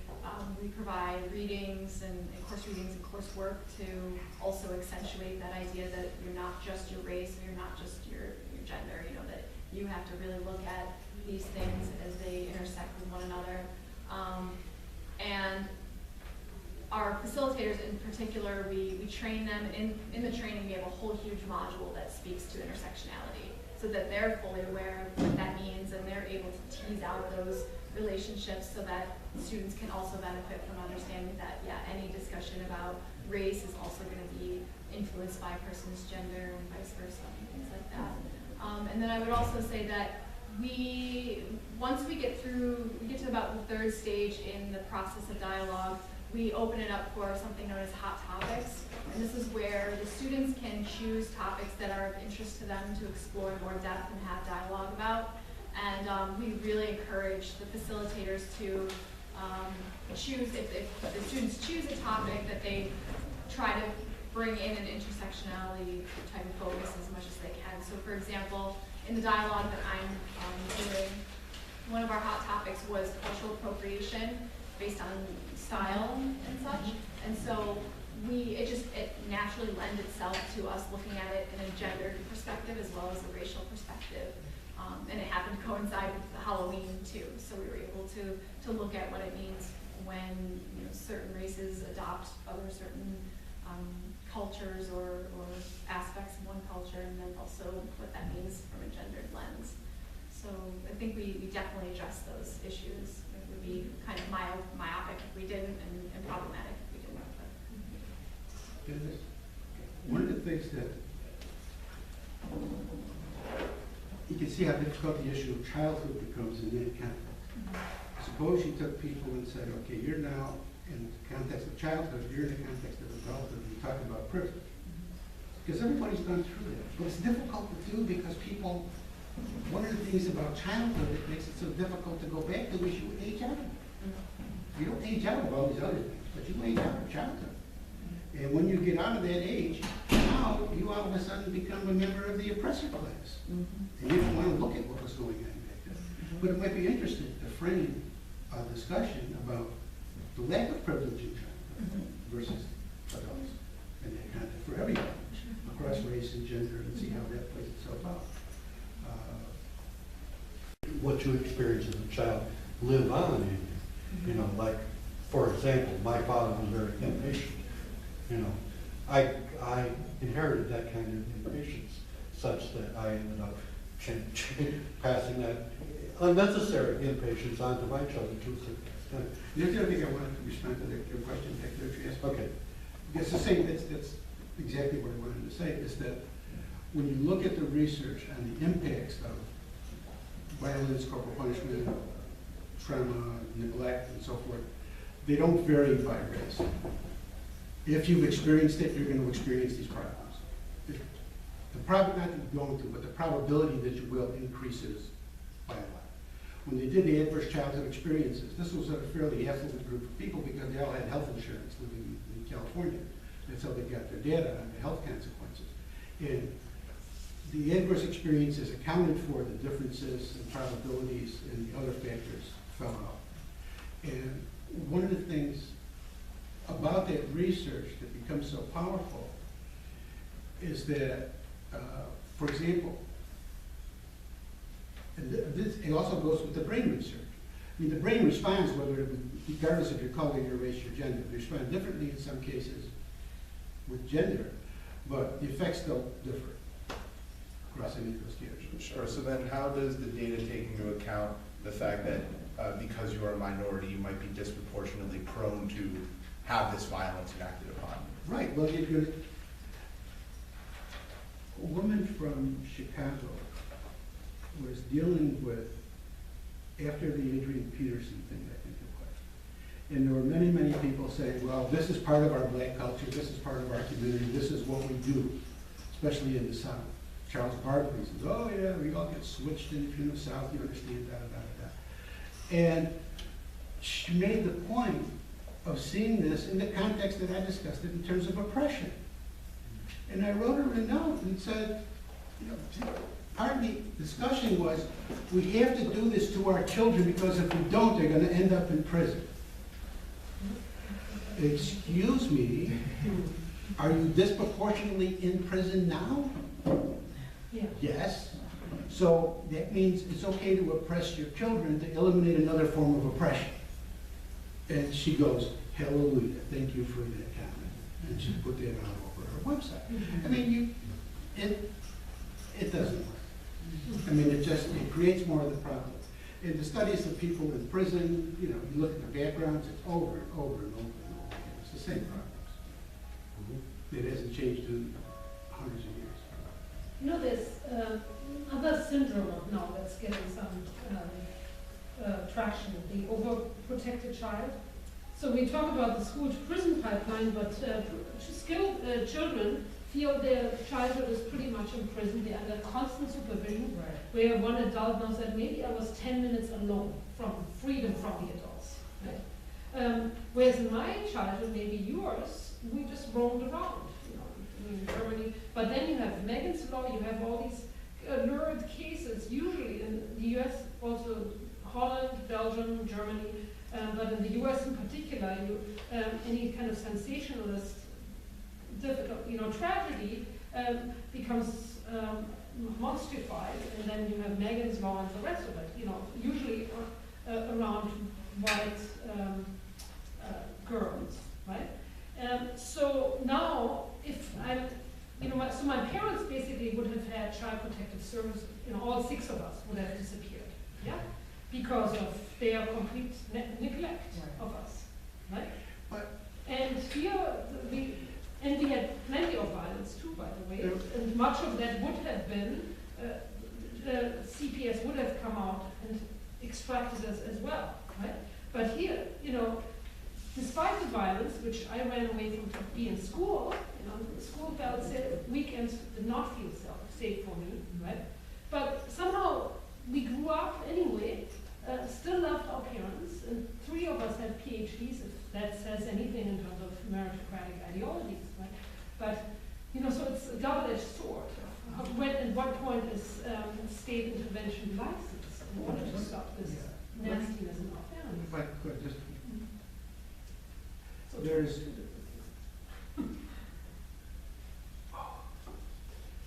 there's a book that I've heard being talked about on PBS. I haven't been able to find it. I can't remember the title.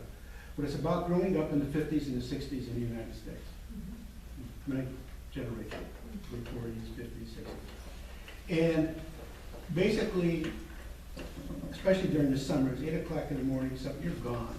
You're at a playground, you're out in the street, you're doing something, running around, you come home for meals maybe, you know, and you come home and you do that. An incredible amount of freedom.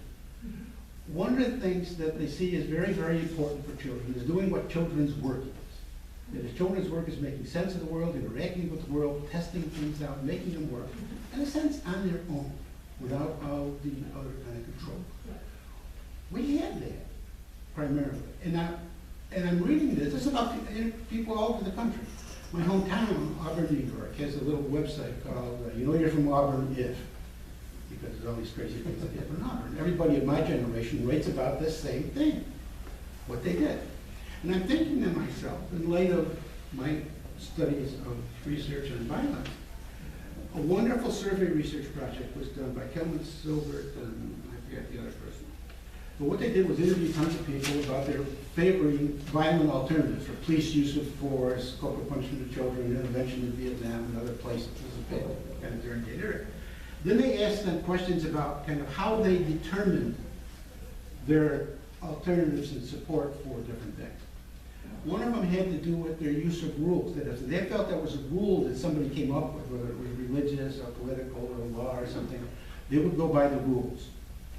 The other was by roles, that if they were in a role that demanded this that they thought was a social expectation for that role, then they would support it, whether it was violence against a child. So if I was a parent, parent's role says you do this, then I do that. They think it's good or bad, but that's irrelevant because I make my judgments based on the role. Then there was a third one, value judgments. That is people who made their decisions kind of through experience, independently, without necessarily reference to roles and rules. The fascinating thing is, I started thinking about this, and I said, let's put those two together. This growing up with this independent testing out there, doing all this stuff without anybody organizing your football games or whatever it was, you just did it, because that's what kids did. Then I said, oh, the 60s came in, and there were people who were very much against authority, and against the rules, and against the roles. Did we create those in the 40s and 50s? Were they making independent judgments that violence was bad? And we had to have social equality, we had to move towards all these positive things because they were left alone by the adults? If they were trained by the adults, chances are they wouldn't even know this was a problem. But because they independently came to these judgments, they saw it was a problem, and there's a collective conscience that created the social revolution of the 60s and 70s. Connection between childhood and social change? Maybe, I don't know. Something to think about. Well, I hate to bring up this discussion, but it's 3:05 and the next panel starts in 10 minutes. Thank you to all for representing. We've had some really great dialogue. There's food in the room across the way. If you would like to get some food, and we'll be reconvening in 10 minutes. Thank you. I got it ready to start. I'm next.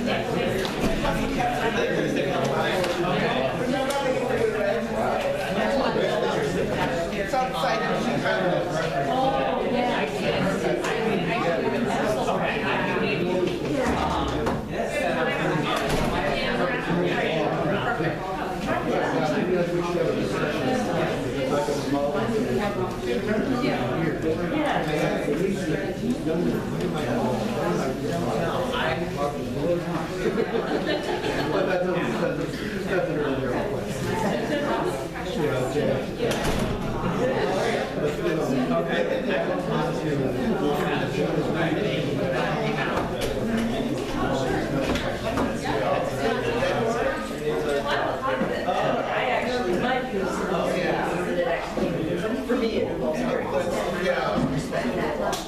But not to the extent of thinking laws are right, because it's not.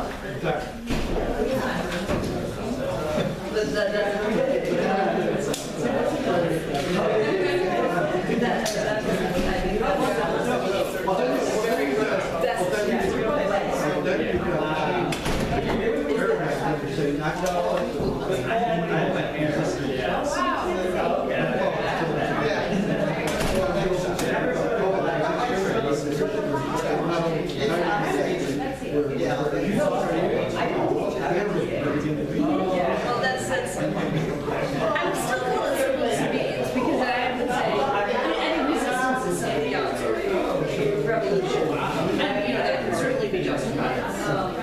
But it's a different justification. And my approach would be, yes, I broke that law. Yes, I did. And I did it for these reasons. Because this law, or some other law, because usually some other law, is a bad law and needs to be changed. But yeah, I just Oh, yeah, did you see where that old man got arrested a second time? It's kind of just a platform for students, sex, and create better. Yeah. Cool. That's great. By the way, what is it? Dinesh, Jeff. Nice to meet you. Yeah. Is there others? Your co-student stuff? Our buddy, John. Are you just here? John. I was sick, but I did last year, this year. So we're doing a rally with he must be an Amber and but that's I've never heard of this. Yeah, I know he's like this is your last series of this season. I remember John. Wait, is there gonna be John Harmon? Yeah.